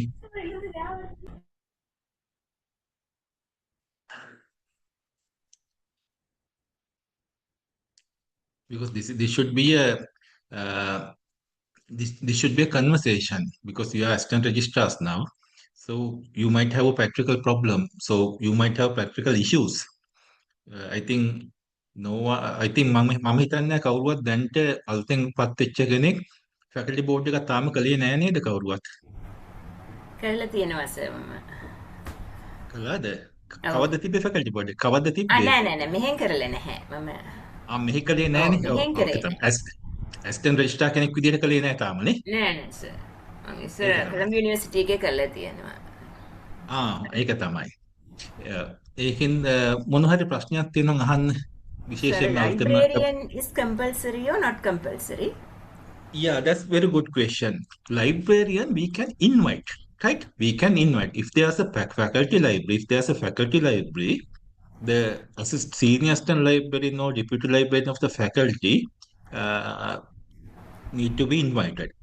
So generally, in the library is also academic thing, no? So generally, what we are doing is, though he or she is not a permanent member, but we can invite the librarian or representative of the librarian, because if there are any matter pertaining to library, the student might come up with the matters with regard to library, no? So that librarian or the representative of the librarian need to answer these questions. Very good. It's not compulsory to come every month, librarians. Is not according to the act. According to the act, I am talking about the act. According to the act, it is not compulsory, but different universities might have different different provisions. So in the Open University, if you take the Open University, according to ordinance of the Open University, the librarian or representative of librarian is compulsory to attend. Right?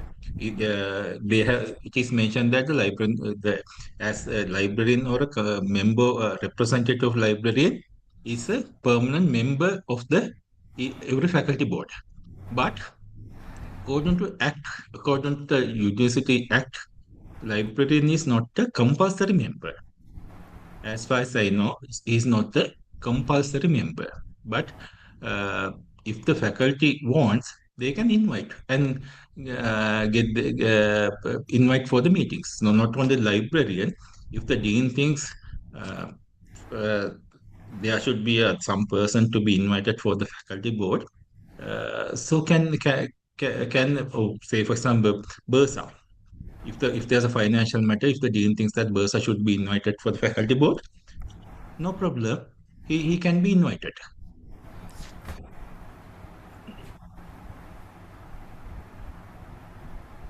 Any other questions?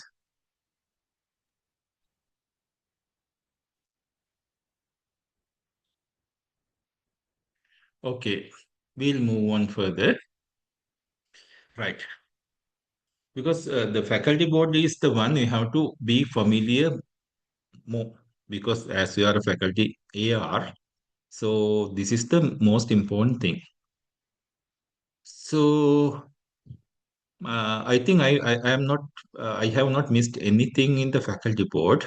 So if I so if the internally recruited staff members, no, I think lot of internally recruited staff members are there. No, do I miss anything regarding the faculty board? I think I explained everything, almost everything. Yes, Right. almost done everything. Almost everything I explained, no? Okay. Another thing is I'm giving a little advice in the faculty board, preparation of the faculty board minute and everything. I'll give you little advice for especially the newly recruited ARs, assistant registrars, especially the newly assistant registrars appointed externally. So this is going to be your first faculty board meeting as the assistant registrar. You are going to handle the first faculty board meeting as the assistant registrar. The best thing is if the previous assistant registrar of the faculty, right now you have been recruited, the previous assistant registrar of the faculty that you have assigned to might be in the university, no? Might be he or she might be in a different division of the university. So therefore, uh, before circulating the first, before preparation, before submitting to the dean the draft faculty board memo, it is advisable and it's better if you can present it to the previous person, previous assistant registrar, if he or she is available in the university, you go and submit and ask what are the corrections to be done, what are the things better to get, because every faculty has their own tradition, right? The tradition in the Faculty of Science in University of Colombo is not the same tradition as uh, uh, Faculty of Management Studies in Jawaharlal University. Might not be. Surely it's not be the same. So therefore, always get the ask from the previous person if it is available. That's very good. Right. Okay, we talked a lot about the uh, about the faculty board meeting. So if you do have any question, you can raise right now. Or else, if you missed, if you missed any question, so if you cannot ask any question here, my telephone numbers I noted in my slides, so you can uh, ask any question if you have, because we are there. I'm there. We are there to help you because you are a newly recruited assistant registrar. So if you have any problem in this area, whatever area, so whatever we know, uh, I will I will teach you. So you can uh, ring me, and or you can WhatsApp me or whatever things. You can ask if you have any problem. No issue. I'll support from my level best. Okay. Apart from the faculty board meetings, there's other type of meetings. There are a lot of types of meeting in the faculty. The faculty board meeting is the compulsory type of meeting, and the HOD meetings or the head of departments meeting. Head of departments meeting is one of other type of meeting in the faculty. Head of department meetings means in that head of department meetings, so you can understand what head of department meetings by its name. It means that this meeting, the composition of this meeting is the dean will be the chair and all the heads of the faculty, right? Say, for example, there are assuming that there are four departments in the faculty, so therefore there are four head of departments. So four head of departments plus dean, five people, then five people will be in the things. If there are 10 departments in the faculty, 10 HODs, head of departments, plus dean, 11, and you are the secretary of the HOD meetings, then 12 people are there in the meeting. So HOD or the head of department meeting is the some kind of other type of meeting. This might be ad hoc meeting. This might not be a predetermined meeting. Sometimes this might be a predetermined meeting. Sometimes not. So whatever dean wants, uh, he can ask you to convene the meeting. You are the convener of the HOD meetings as well. You are the secretary of the HOD meetings as well, head of department meetings. The then you have to then dean instruct you to convene the meeting. He might give you a date and time and ask you to convene the HOD meeting. Then you have to inform all the head of departments the time, date, time, and the place. And you are the person who have to get you have to prepare the minute and you have to record the meeting and other things. So actually, in the head of department meetings, unless it is a compulsory, unless it is a confidential meeting, unless in the meeting, if the dean say that we are going to discuss the confidential matters, unless the confidential matters are discussed, you can take your subject log to get minutes. But the thing is, you cannot depend on your subject log, because you as you are assistant registrar, you cannot say this mistake is done by the subject log, so therefore I don't have any responsibilities. Never say that. Never ever say that, because subject log is there to assist you. he or she is supportive, but the responsibility lies on you, your shoulder. One of the good example I can remember in a certain uh, inquiry or something like that, uh, one of the officers said that I don't know, this is the mistake made by the subject clerk, then I signed it. I didn't look at that one. I trusting that subject clerk, I signed it. That is totally unacceptable, totally unprofessional, totally unethical, totally unethical, unprofessional, unacceptable. So therefore, never blame the subject clerk because it is up to you to you. This is your duty. It is up to you to take the responsibility. So therefore, subject you can take your subject clerk, ask him or her to take notes, but it is up to you to confirm the accuracy of the minute or the document. So you are the convener of the HOD meeting. So most of the matters, because if Dean thinks that the HOD meeting need to be convened, then he or she can ask you to convene. So most of the academic matters and most of other relevant matters relating to everything, anything can be discussed. Most of the times before the faculty board meeting, the memos or the memos to be submitted are discussed here sometimes prior to 2 weeks before the faculty board. So if they intend to submit some memos or critical decision to be made in the faculty board, so in the faculty board in detail, some problems cannot be talked. No, so therefore HOD in the HOD meetings, such decisions could be made, and so before the faculty board minute or before the faculty board meeting, this kind of meeting can be convened, right? Procedure to the HOD means it's similar as a normal meeting. Dean is the chairperson, head of departments are the members, you are the secretary, and you are the convener. So always in every meeting there should be agenda. So therefore notice agenda means you know what is agenda. න්‍යාය පත්‍රය කියලා කියන්නේ න්‍යාය පත්‍රය. There should be a notice can inform කරන්න එපේ අහවල් දවසේ තියෙනවා කියලා notice, and you have to get the minute of the meeting, and those kind of things are obvious. And the other thing is in after the, because what is the purpose of having a meeting? So then you will understand what you have to do, right? What is the purpose of having a meeting? Meeting එකක් ගන්න එකේ තේරුම මොකද්ද? To make a decision, no? The purpose of having a meeting is to take a decision, right? What is why do we take a decision?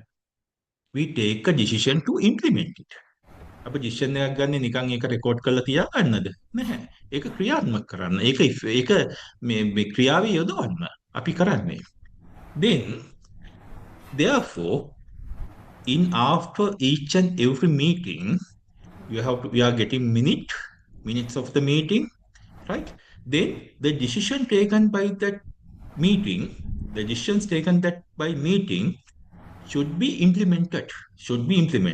So as you are the assistant registrar, you should have the understanding, you should have the understanding whether this particular forum has the authority of taking such a decision. Say for example, we all know that in the faculty board meeting, faculty board has the authority of recommending examiners, recommending the list of examiners. It is faculty board has the authority of recommending the examiners. But approval should be given by the Senate. Right. If a department submit a list of examiners to the faculty board recommend it, right? And you are then what you have to do? So after getting the recommendation of the academic matters, it might be a appointing of examiners, it might be a amending of a curriculum, amending of a bylaw, amending of a regulation. It might be introducing a new course. Anything. It might be anything. It might be student request. Students student request. Student might ask to get uh, whatever thing he might ask to extend. He might ask to uh, he might submit a medical to to postpone his examination or something like that. So, or so say for example, those kind of matters are discussed in the faculty board and recommend. So we'll take one of this matter, the recommending the list of examiners. A certain department submit a list of examiners. So we know that it is up to the faculty board to recommend the list of examiners. Now the faculty board recommend it. So can we stop at this point? Can we stop this point? Can we? Before it confirms, we can, no? Before it confirms second time at the faculty board, the faculty board Yeah. members can stop it. Yes. Right. Say for example, now the first time it is submitted to the faculty board. Other thing I forgot to tell you, in the faculty board or any other meeting, once the memo comes, once the memo comes, it is going to faculty board need to recommend it, right? Say for example, list of examiners comes to the faculty board, it recommend it. After that, the that means faculty board minute should be tabled twice in the faculty board, right?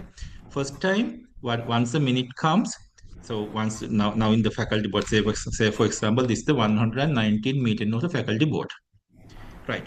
So minute is there in the faculty board. The minute is recommended, right? Minute is recommended, or the minutes is approved. Minutes is approved. But there's a two process: approving the minute and confirm the minute. It is two different things. Minute is approved, then minutes should be confirmed before the decision being implemented. So in the 119th meeting, the faculty minute is submitted. That minute can be approved by the faculty board. But 119th minute need to be submitted at the next meeting. That means 120th meeting as well, for the purpose of getting the confirmation. අපි කියනවානේ අනුමත වෙනවා සහ ස්ථිර වෙනවා කියලා. අපි ඉස්කෝලේ පන්තිය සමිතිය තිබ්බන් ඉස්සර නේද? මම දන්නේ දැන් නම් ඉස්කෝලවල තියෙනවද කියලා. ඒ සමිතියේදී අපි ගන්න තීරණ ලේකම් කෙනෙක් පත් කළා. ලේකම් මොකද්ද? ඒක හදනවා සාකච්ඡා සටහන කියලා. සාකච්ඡා සටහන. ඒ කියන්නේ සාකච්ඡා සටහන න්‍යාය පත්‍රය කියනවා. ඒක සාකච්ඡා සටහන වෙනවා. ඒ සාකච්ඡා සටහන කියන එක තමයි මිනිත් කියලා කියන්නේ. මිනිත් මේස සාකච්ඡා සටහන.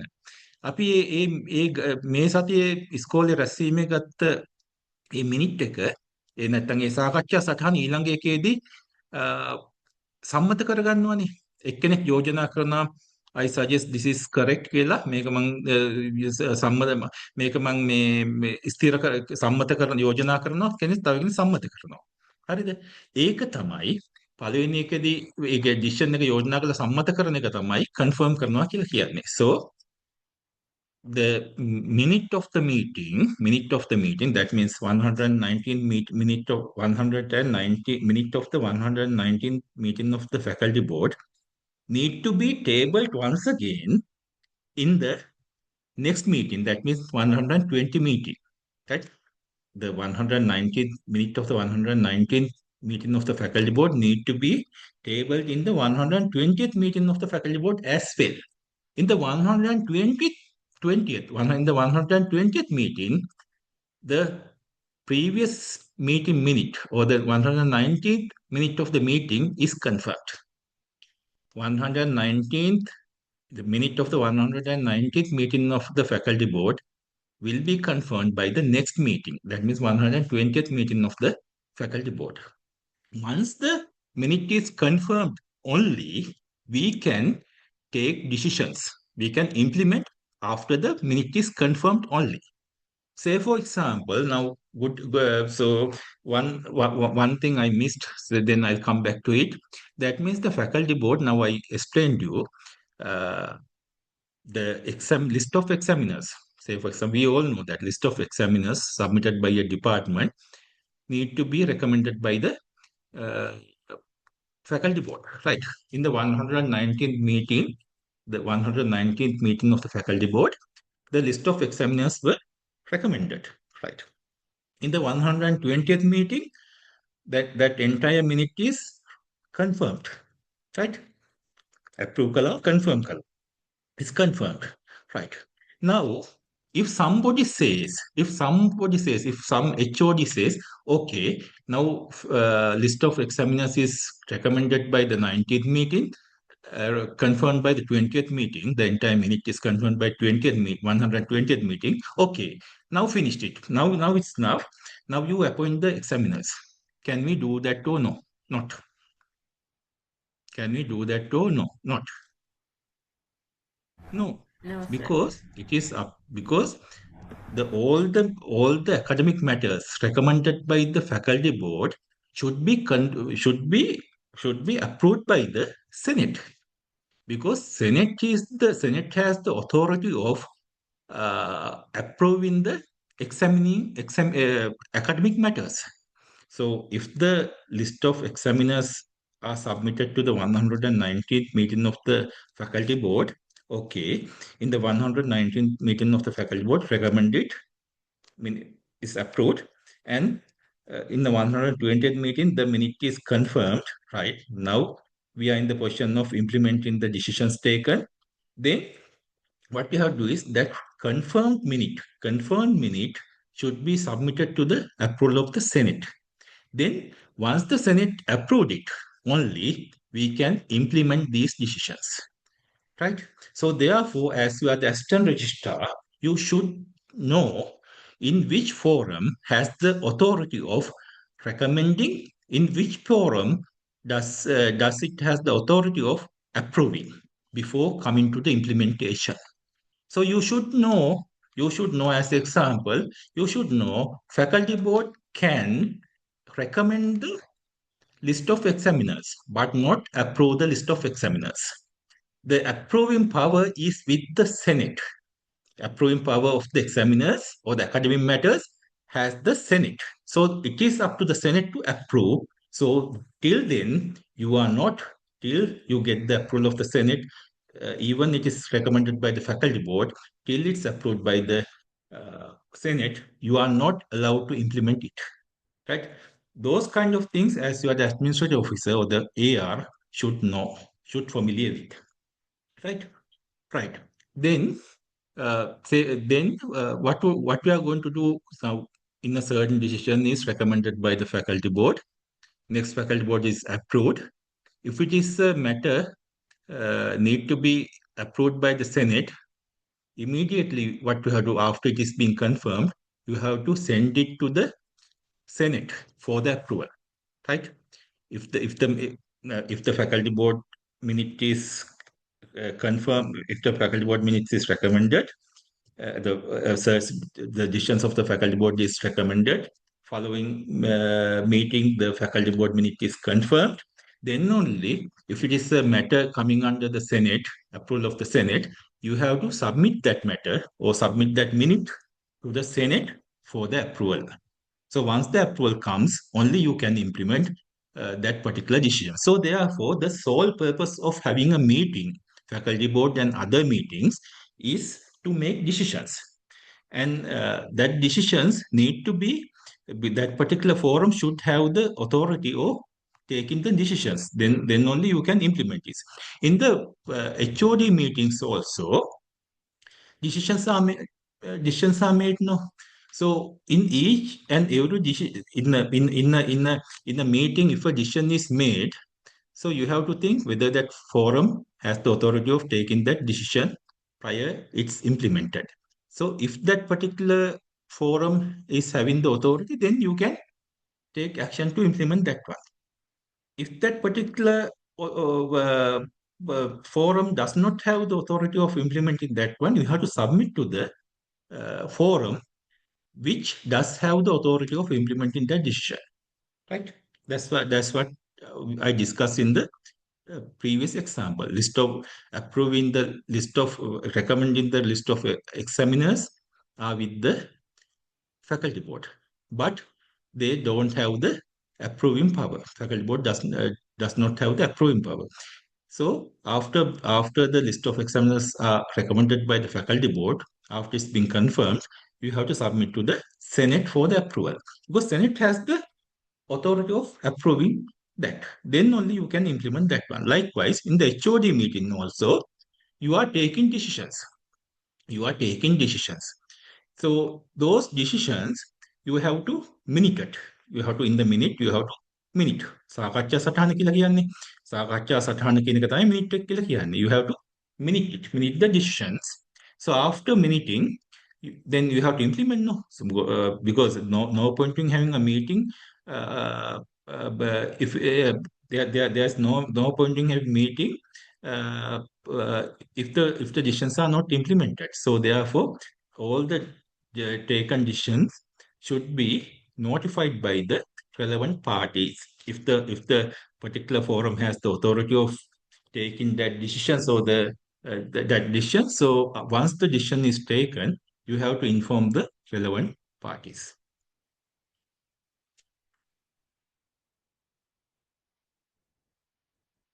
And there might be uh, other type of committees in the faculty. There might be faculty advisory committee, right? Faculty advisory committee is a broader forum than the HOD meeting. So therefore, some kind of advisory purposes are going on. So that's also one type of committee that might have in the faculty. So these decisions also, because in the HOD meetings and the advisory committees does not have the broad powers, but they can recommend something to the faculty board, right? Other than the minor matters. So in the HOD meetings, they might take a decision to repair a photocopy machine. In the HOD meeting, they can take that in that department, photocopy machine need to be repaired.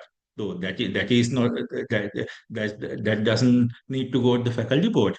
So apart from those kind of minor matters, but all other academic matters, all other academic decisions cannot taken by these committees, but they can recommend the academic they can come up with a recommendation about certain academic matters, but they should go to the faculty board for the before the final implementation. Faculty board and the Senate.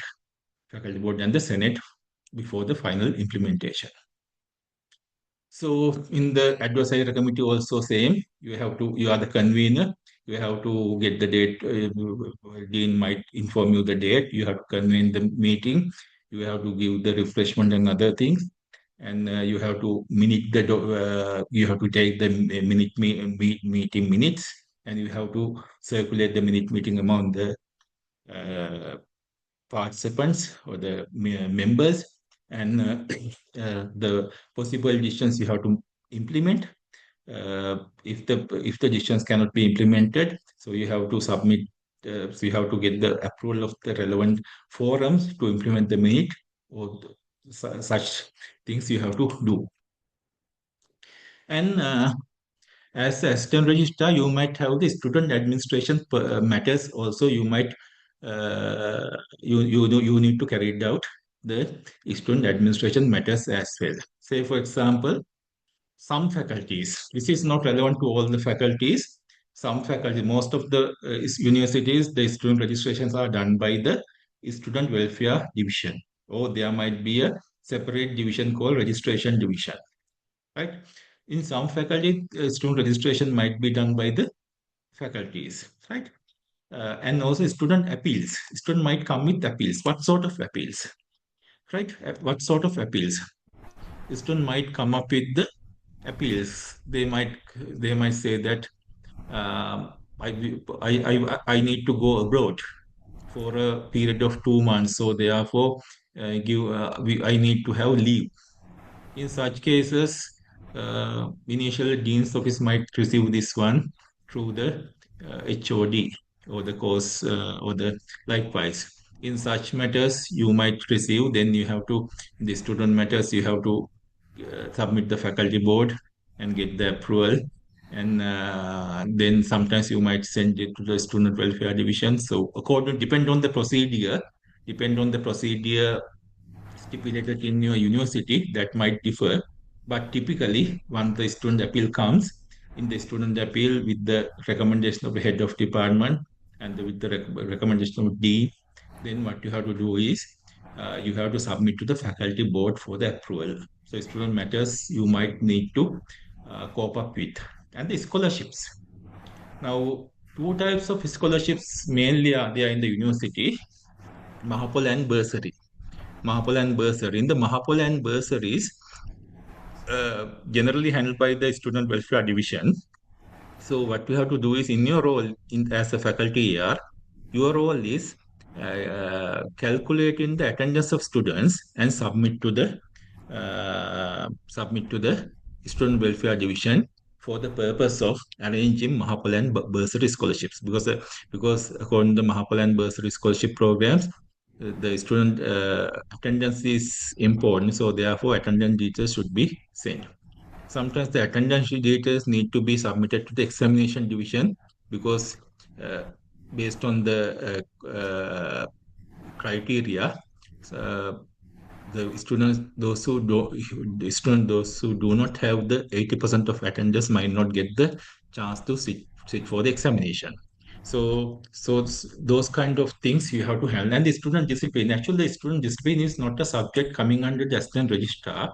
Student discipline is a subject in the hand of academic staff, head of department, dean, and student counselors are there. So those are the people who are handling the student discipline. But some discipline issues might be reported to you as well through the head of department to take suitable action. In such cases, based on the university policy or based on the university procedure, you have to see who is handling the student discipline matters. Sometimes, most of the time, student discipline matters are handled by the student welfare division. So therefore, if that's the case, you have to submit the things to the student welfare division to have inquiry and get a suitable decision in accordance with the student discipline policy. So, but sometimes you might get these kind of things as well. Uh, in the student matters, when you are handling the student matters, you should be fair. You should be because the thing is the as you are a newly recruited AR, so dealing with students is something else, right? Dealing with students is something else, right? Because you have to because some administrative officers I have seen when a student come, they just ask, "Why you come? What is the problem? It is not relevant to me. Go to the head of department, inform." Hmm? I have heard. I have heard some officers are responding like this. I say, never behave like that. Because you have to understand this is not a school. You are not the school principal, right? University is not a school. This is an institution, higher education institution. All the undergraduates or postgraduates are educated people. They are the future of the country. They are the well educated people. They might be sometimes they might be doctors, engineers, lawyers. They might be high rank people. They might be secretaries of the ministries of high rank people. They will be graduated in 2 or 3 years, 3 or 4 years, and they might be teachers, they might be principals of the schools. So therefore they are high ranked people, they are educated people, so therefore you have to treat accordingly. So when the student comes, you should be humble enough to listen carefully, and you have to show your empathy. You have to show your emotional intelligence. You have to listen carefully and ask the problem and guide them. What they explain them what to do and submit forward them to the relevant place. Yeah. So think like that way because you all are graduates. You all are, I think you all are graduates. You all are studied in the universities. So therefore, think the time when you were undergraduates. Think when you were undergraduates you might not know who is assistant registrar. So during our undergraduate period, we didn't know who is the assistant registrar. What is the role of assistant registrar? What is the role of registrar? We don't. We know that under the registrar's signature, there are letters coming sometimes, letters issued or record book signed by the assistant registrar, something like that. Apart from that, we nobody knows who registrar is. Think about your past during your undergraduate time. Do you know who is assistant registrar? What's the role of assistant registrar of the faculty? What's the role of the registrar of the faculty? No. People know only the academic staff members, head of department, dean, sometimes vice chancellor, because they do not know the administrative staff because the coordination between the administrative staff and the students are very less. That's why. So therefore, once a student comes, what I'm saying is, once a student comes to talk a matter with you, listen carefully. Give them the respect. Give them the respect. They are educated people.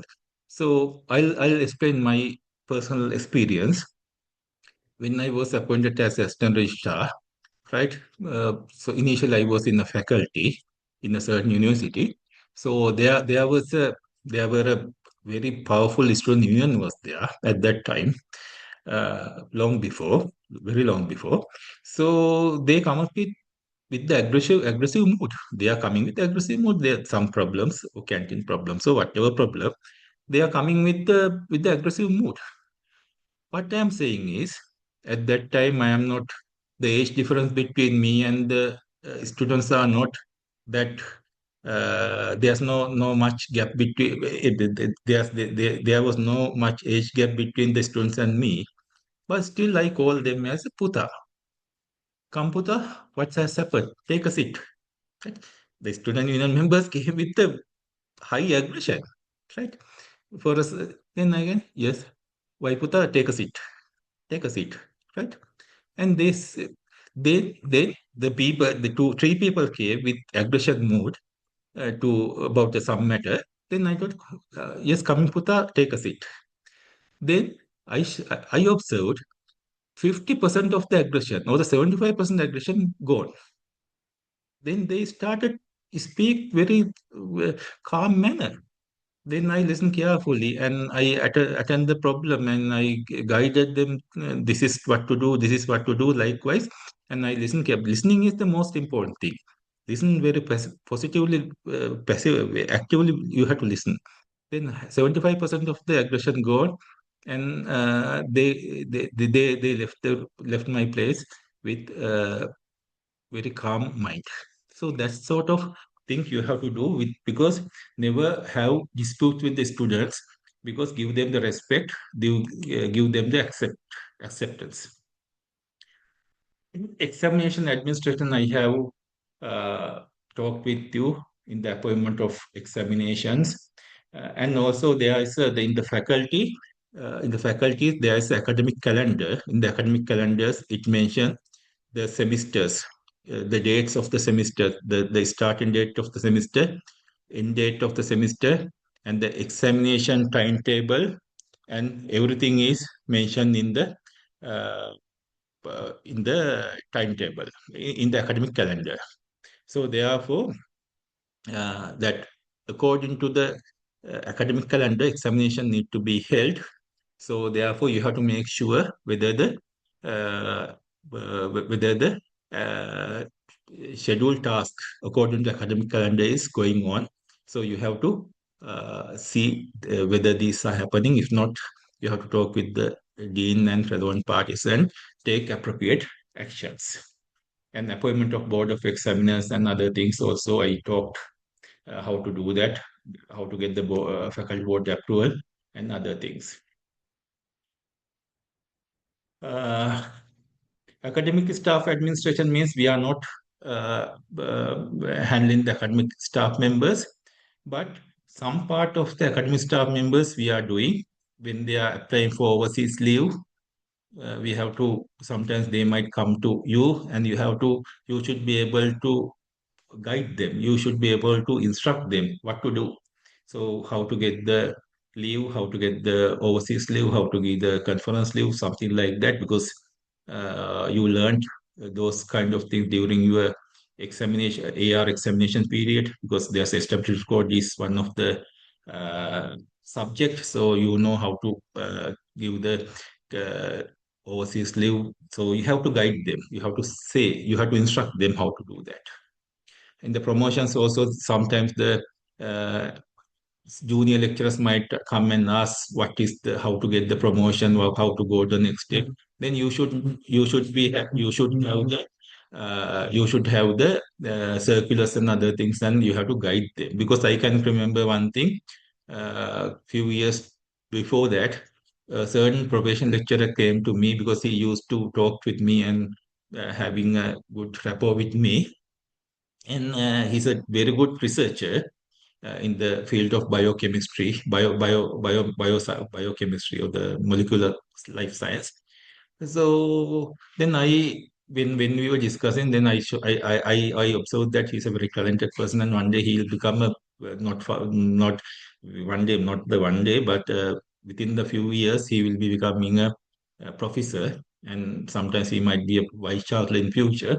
So I instructed them, you better to do research, because in the researchers you are getting more marks in evaluation process for the professorship and like that. Because likewise, I managed to instruct them. I managed to tell him. So I gave him all the circulars and other things. Likewise, within 10 years' time, now he's a professor.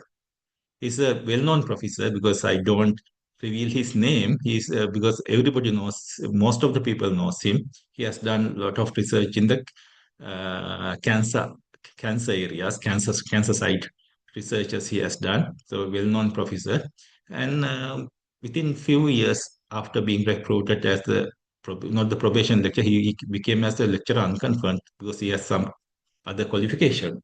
So, and he became a professor within a period of less than 20 years, I think. Right. Always as you are assistant registrars, you help others, help the students, help the subordinate staff, help the minor staff, help the lecturers, academic staff. If there's a lecturer, if you see, help them. Help everyone. If you see a good talented young lecturer, you help him to climb up his ladder. Show the path to become a professor one day.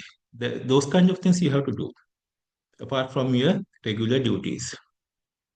And other thing as faculty AR, so you have to administer the non-academic staff of the dean's office, right? You are the in charge of the non-academic, not the you are the in charge is the dean. You are the officer who has to look after the non-academic staff of the dean's office, but not the departments. Non-academic staff assigned to the departments are handled by the head of department. Generally, the non-academic staff, whether they can be management assistant, technical officers, they can be work aid or whatever non-academic category people who are assigned to the departments are generally handled by the head of department.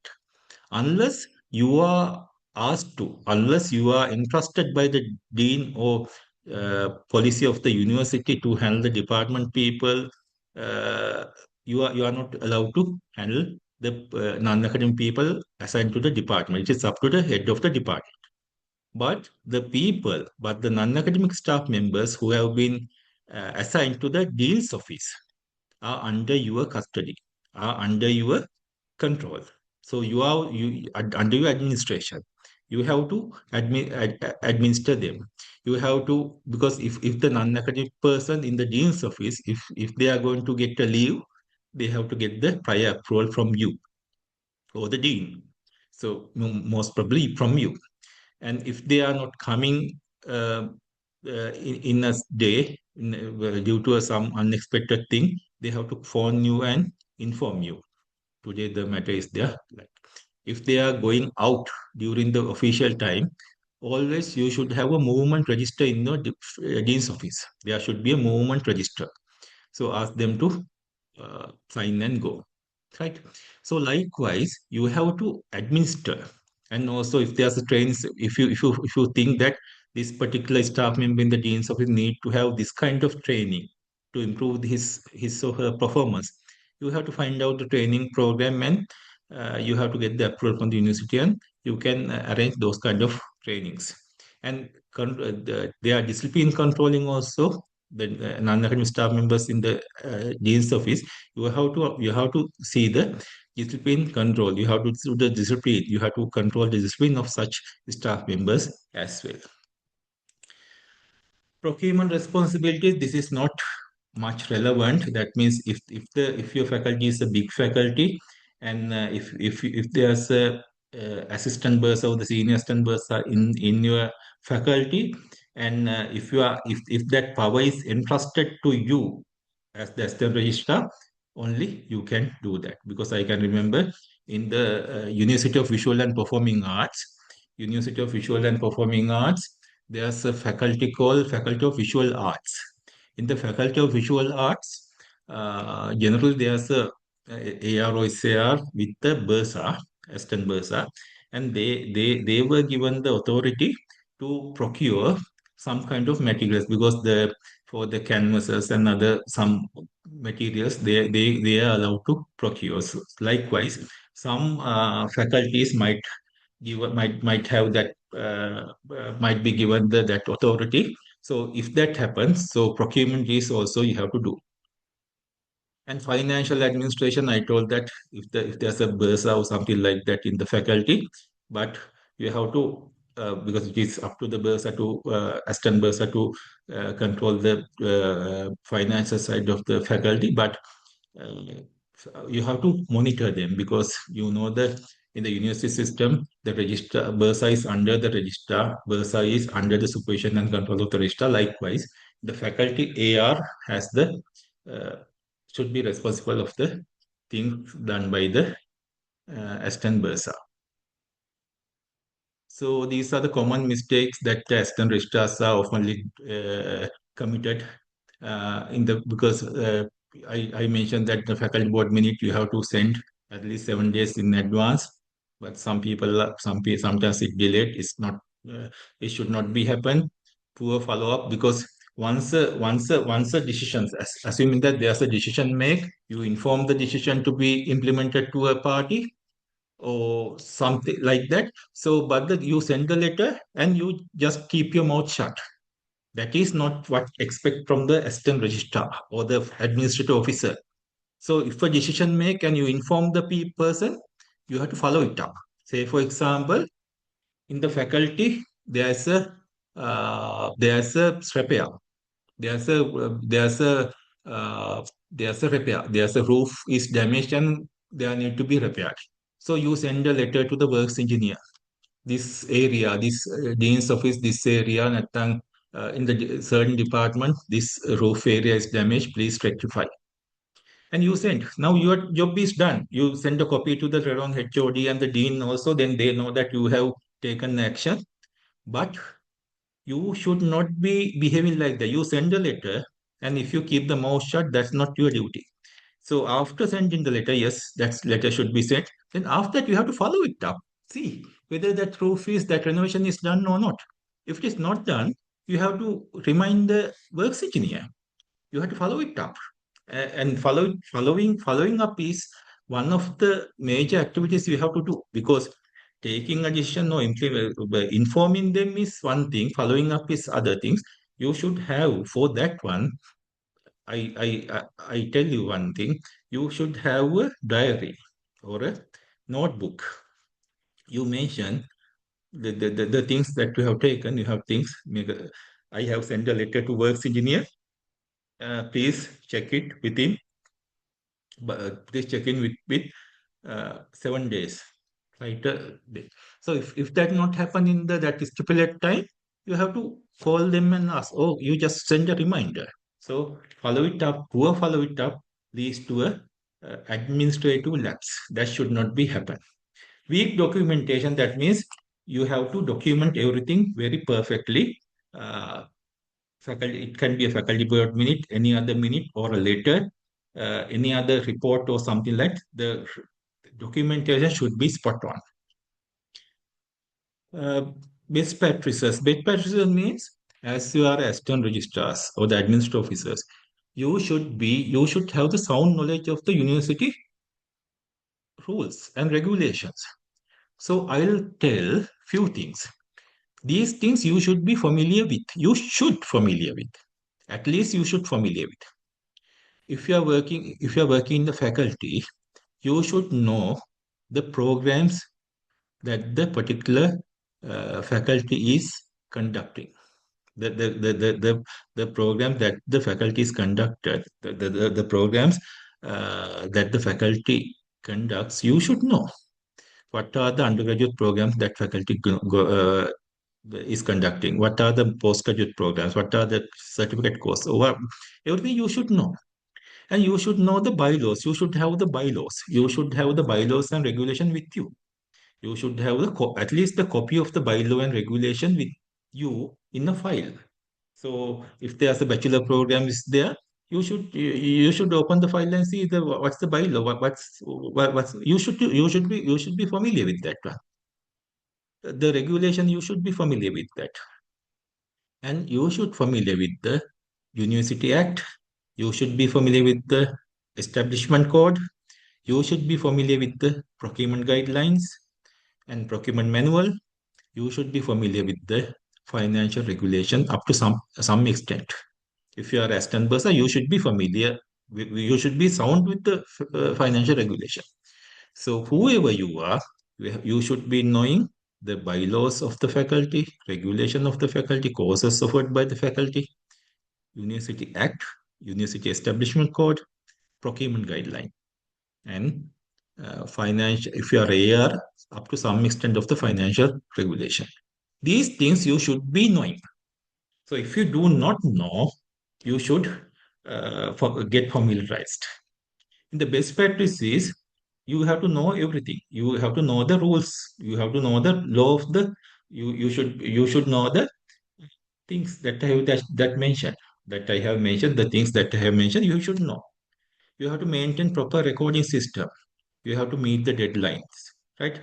So if the deadline is there, you have to meet the deadline. If registrar send, if the vice chancellor send, submit the report on or before that day. So you have to submit before or no before that date.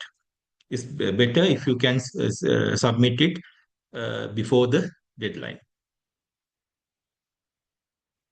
Okay. Oh, this is a case study I put. Actually, we discussed with that one. Faculty board approves a course without a proper procedure.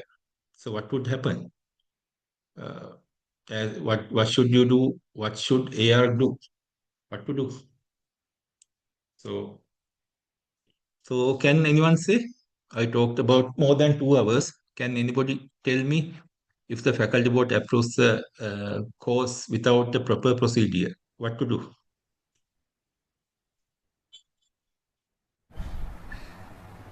What to AR do? had to get the approval to talk from Dean first, then he should inform the lecturers about the rules and regulations of the bylaw. Yes, yes, definitely. That means if in the faculty board itself, if they are going to approve the faculty that that thing, what you have to do initially, uh, he has to talk to dean and tell this is not the proper procedure. So this the proposed procedure is this. Then dean will inform the faculty board, and you can bring it to the correct track. Yes, these are the small things. Uh, right, these are the practical things. Uh, okay, these are the main things that you have to know about the faculties. As a faculty year, these are the things you have to know about the You have to know about the faculties as the registrars. Okay, if you have any question, please ask me. මොනවාරි ප්‍රශ්න තියෙනවා නම් අහන්න. කිසි ප්‍රශ්නයක් නැහැ. ඕන තරම් වෙලාවක් ප්‍රශ්න අහන්න. මම දන්න තරමට මම උත්තර දෙන්නම්. ප්‍රශ්න තියෙනවා නම් අහන්න.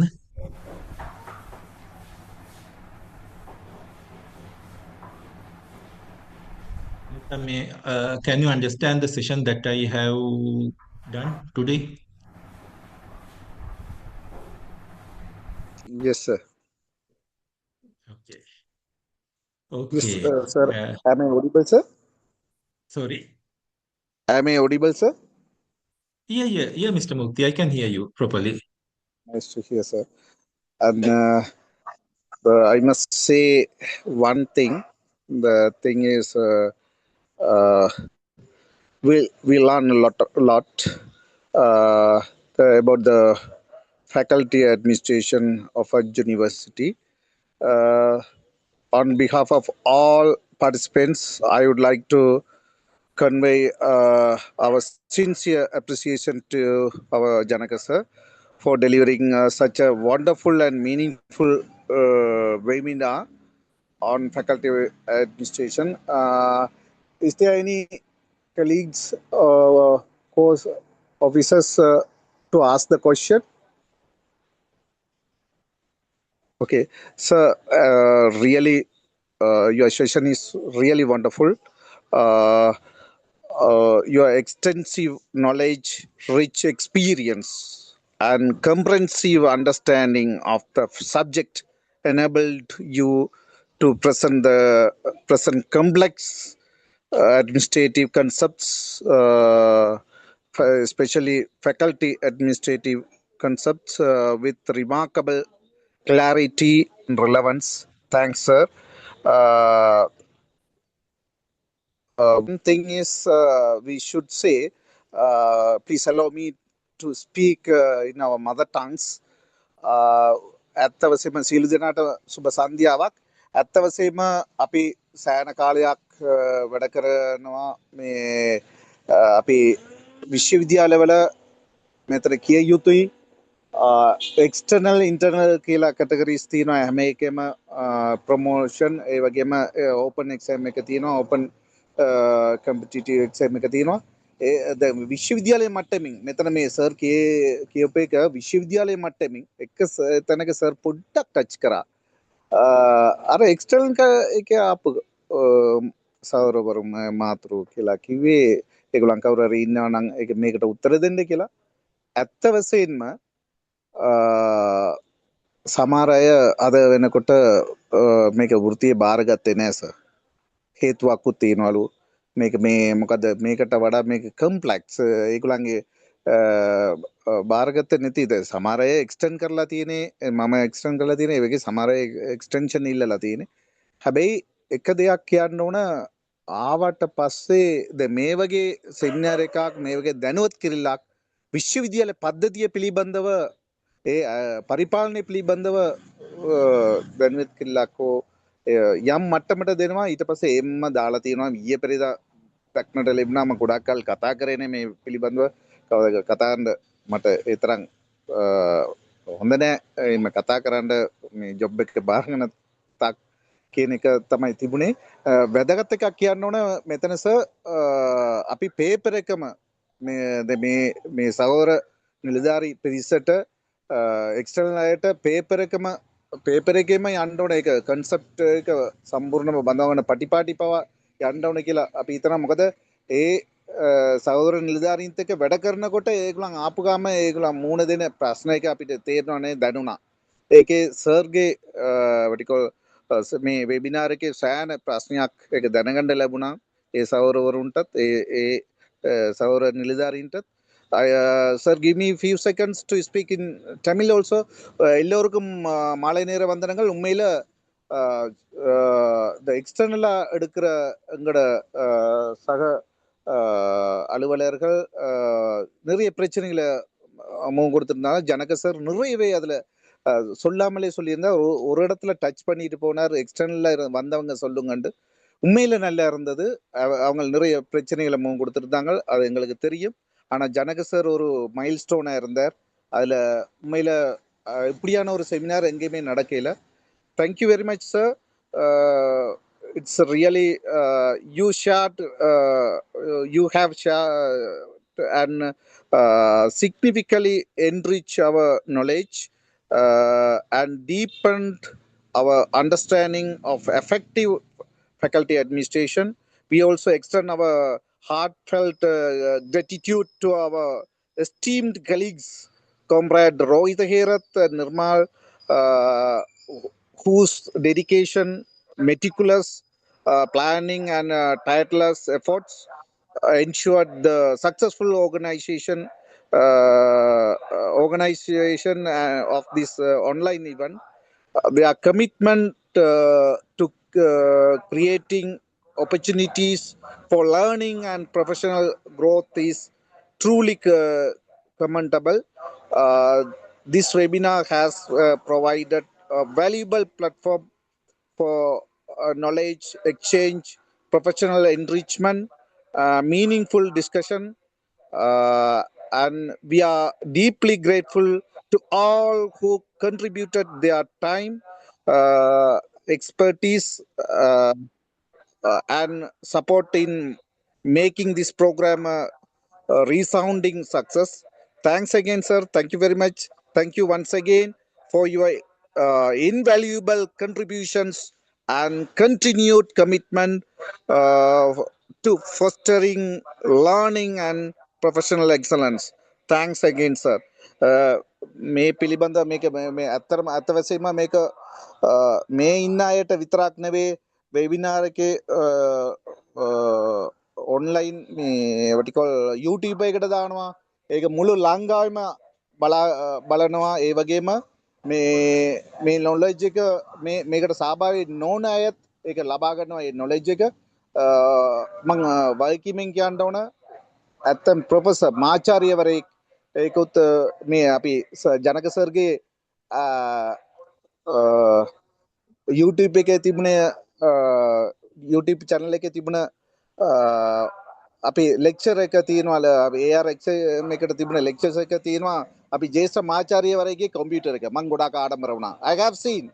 ඒ වගේම අපි පුස්තකාලයක අපි හිටපු සහෝදරවරුන් අපි බලාගත්තා නිමාවට පිළිබඳ එහෙම මට ගොඩාක් ඒක දක්නට ලැබුණා. ඒ තරම් ප්‍රොෆෙසර් සීනියර් ප්‍රොෆෙසර් කෙනෙක්ගේ කම්පියුටර් එක දැක්කාම මේක වැලියබල් කියලා තියාගත්තා.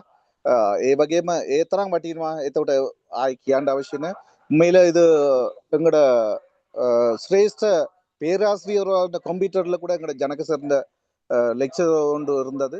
நான் கண்டேன்னா அவரும் அதில் சில அபிப்பிராயங்களை எடுத்துக்கொண்டவர். Thanks again, sir. Thank you very much. I have taken a little bit time because it is a really wonderful session. Thank you very much, sir. Thanks again. Good afternoon, Yeah, Mr. sir. Mo Thank you. Okay, Mr. මුක්ති බොහොම ස්තුතියි කිව්වට තව පොඩ්ඩක් අර මේ කට්ටියට අපේ විශේෂම එක්ස්ටර්නල් ආපු කට්ටියට පොඩ්ඩක් කියන්න කිසිම කෙනෙක් මේක අමාරු කියලා දාලා යන්න එපා කියන්න. ඒගොල්ලන්ගේ වෙන ප්‍රශ්නයක් නැත්තම් මේක අමාරු කියන හේතුව මත මේක දාලා යන්න එපා කියන්න. මොකද හැමෝටම අමාරුයි. මොකද මුලින්ම ආවම අපිට මතකයි අපි හැමෝටම අමාරුයි කරන්න.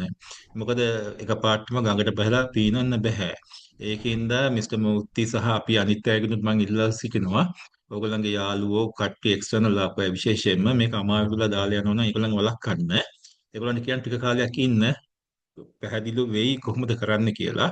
නැත්තම් ඔය එක්ස්ටර්නල් ආපු කට්ටියට මොකක් හරි අවශ්‍යතාවයක් තියෙනවා නම් විශේෂයෙන්ම දැන් අපි ඕපන් යුනිවර්සිටි එකේ හැදුවා. ඒ කියන්නේ අලුතෙන් ආපු කට්ටියට සීනියර්ස් ලව කන්ටැක්ට් කරනවා. මොකක් හරි ප්‍රශ්නයක් ආවම සීනියර්ව කන්ටැක්ට් කරනවා. එතකොට සීනියර් ඒ වගේ උපදෙස් දෙනවා කොහොමද මෙහෙම කරන්න කියලා. ඒ වගේ උපදෙස් ලබා දෙනවා. අනිත් විශ්වවිද්‍යාවලත් මම හිතන්නේ ඒක කළොත් හොඳයි. මොකද අලුතෙන් එන කෙනෙකුට සමහර තැන්වල තියෙන පොඩි අවුල් සහගත තැන් එන්න පුළුවන්. ප්‍රශ්න එන්න පුළුවන්. මොකද අපිත් දන්නවා එහෙම දේවල් ආවා අපිටත්. එතකොට ඉතින් ඒ වගේ මෙන්ටරින් කරන්න කවුරු හරි ඒ කියන්නේ සීනියර් කෙනෙක්ව ඒ විශ්වවිද්‍යාල සීනියර් කෙනෙක් ඉඳලා පොඩ්ඩක් මෙන්ටරින් කරන මේ ප්‍රොසෙස් එකක් හදාගන්න. එහෙමත් නැත්නම් කාට හරි මොන හරි පරිපාලනය සම්බන්ධ ප්‍රශ්නයක් තියෙනවා නම් මුක්ති මහත්තයයි අනිත් කට්ටියයි කියන්න මාව කන්ටැක්ට් කරන්න කියන්න. මට පුළුවන් හැම වෙලාවෙම මම ඒකට මම දන්න දේ මම මොකක්හරි දන්නවනම් මම දන්න දේ දන්න අයුරින් කියලා දෙන්න. මොකද මේක මේ වගේ මොකද මේ AR කෙනෙක් වෙනවා කියන්නේ ලේසි නෑ. නමුත් ලොකු අමාරුවෙන් වෙච්ච දේ දාලා යන්න එපා කියන්නේ මේක අමාරුයි කියලා.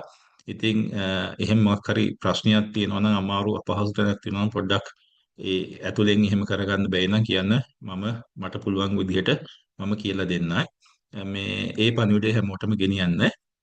මිස්ටර් මූර්ති කියපු දේවල් හුඟක් සන්තෝසයි ඇහුවම සන්තෝසයි මේ ඇහුවම.